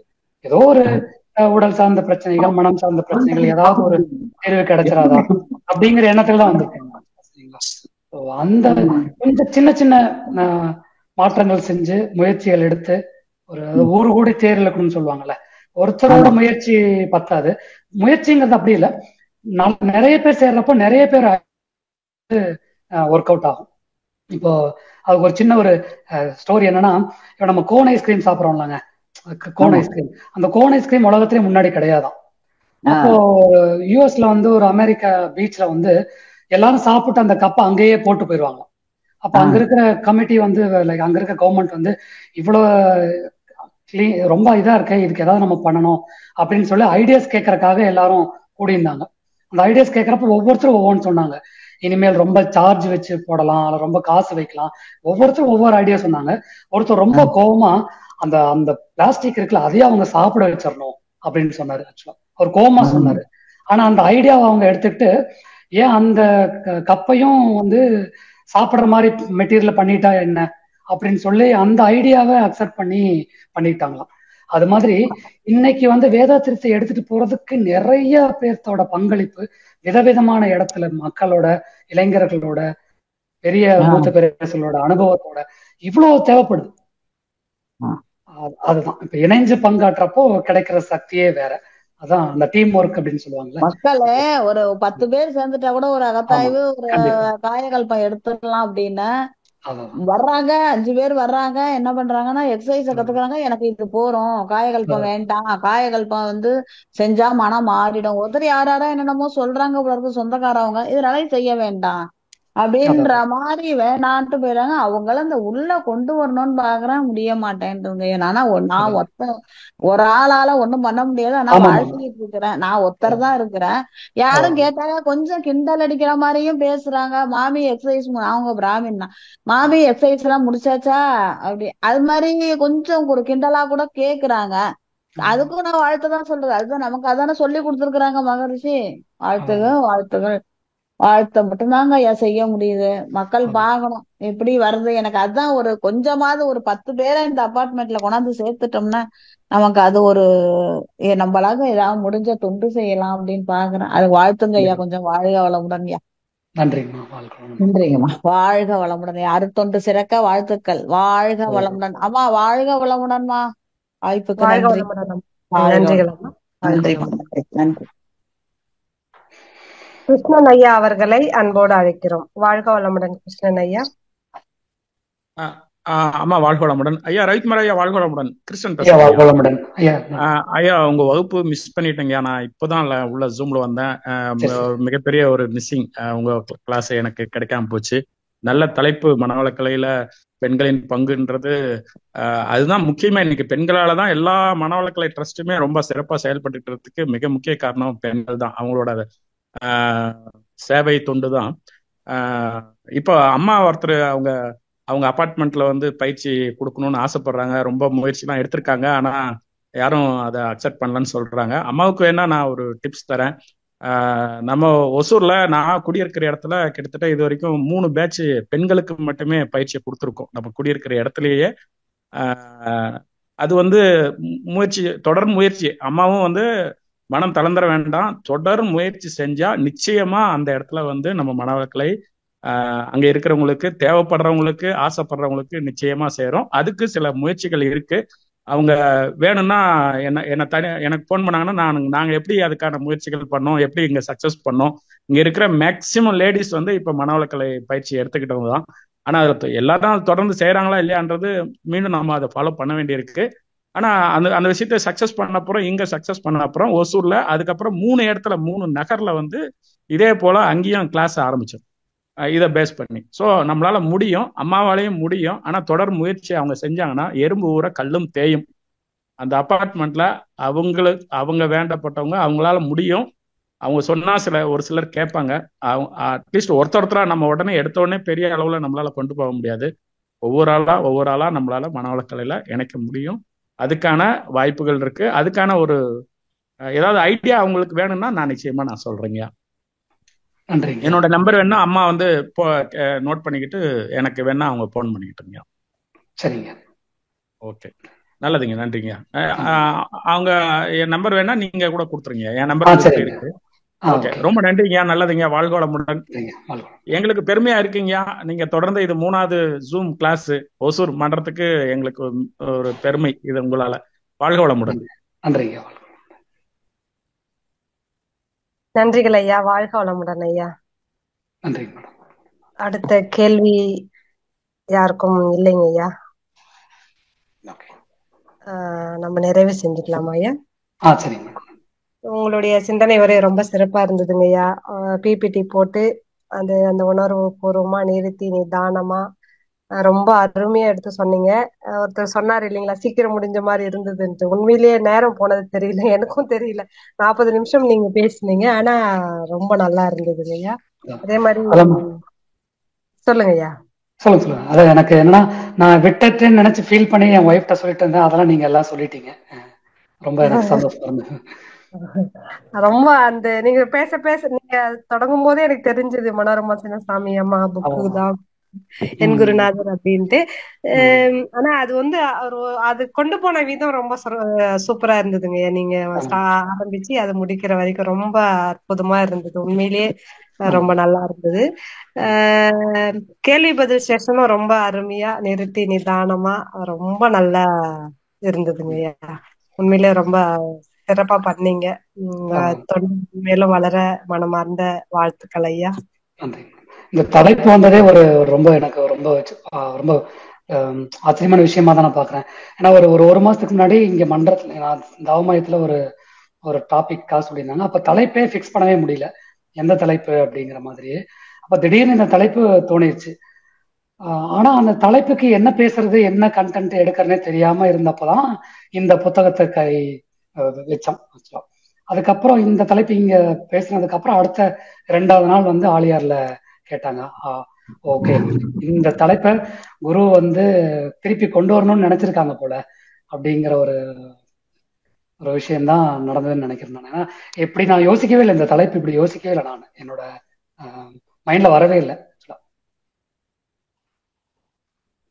உண்மைதாங்கய்யா. பெண்களின் பங்கு மனவளக்கலையில பெண்களின் பங்குன்னு நீங்க வந்து எப்படியெல்லாம் பெண்கள் மனவளக்கலையில வந்திருக்காங்க அந்த மாதிரிதான் நீங்க பேசுவீங்கன்னு தான் என்னோட தாட் இருந்தது. ஆனா டிஃபரெண்டா நீங்க கொண்டு வந்தீங்க, அதுதான் ரொம்ப சிறப்பு. ஏன்னா தலைப்பு வச்சதுக்கு அப்புறம் என்ன பேசணும்னே, என்ன எப்படி ப்ரிப்பேர் பண்றது, என்ன பண்றதுன்னே தெரியாம இருந்தது அந்த டயத்துல ஆக்சுவலா. ஆனா இப்போ வந்து இது ரொம்ப பெரிய ஒரு சப்ஜெக்ட், அதனால இதை வந்து ஒரு இதுல முடிக்க முடியாது. ஆனா ஃபர்ஸ்ட் எல்லாத்துக்கும் ஒரு தெம்பை கொடுத்ததுக்கு அப்புறம் தான் உண்மையாவே அடுத்த இதுக்குள்ள போக முடியுங்கிற ஒரு விளக்கம் மட்டும் கிடைச்சதுங்க. அதனாலதான் சரி ஃபர்ஸ்ட் என் குருநாதர் புத்தகத்தை ஆரம்பிச்சிடலாம். ரொம்ப நன்றி. ரொம்ப சிறப்புங்க ஐயா. நாளைக்கு வந்து மனவளக்கலையில் ஆண்களின் பங்கு பேராசிரியர் கலாவதி அம்மா பேசுறாங்க ஐயா நாளைக்கு. ரொம்ப சிறப்புங்க ஐயா. நம்ம நிறைவு செஞ்சுக்கலாமா ஐயா? கண்டிப்பா. ரொம்ப நன்றிங்க ஐயா. வாழ்க வளமுடன் ஐயா.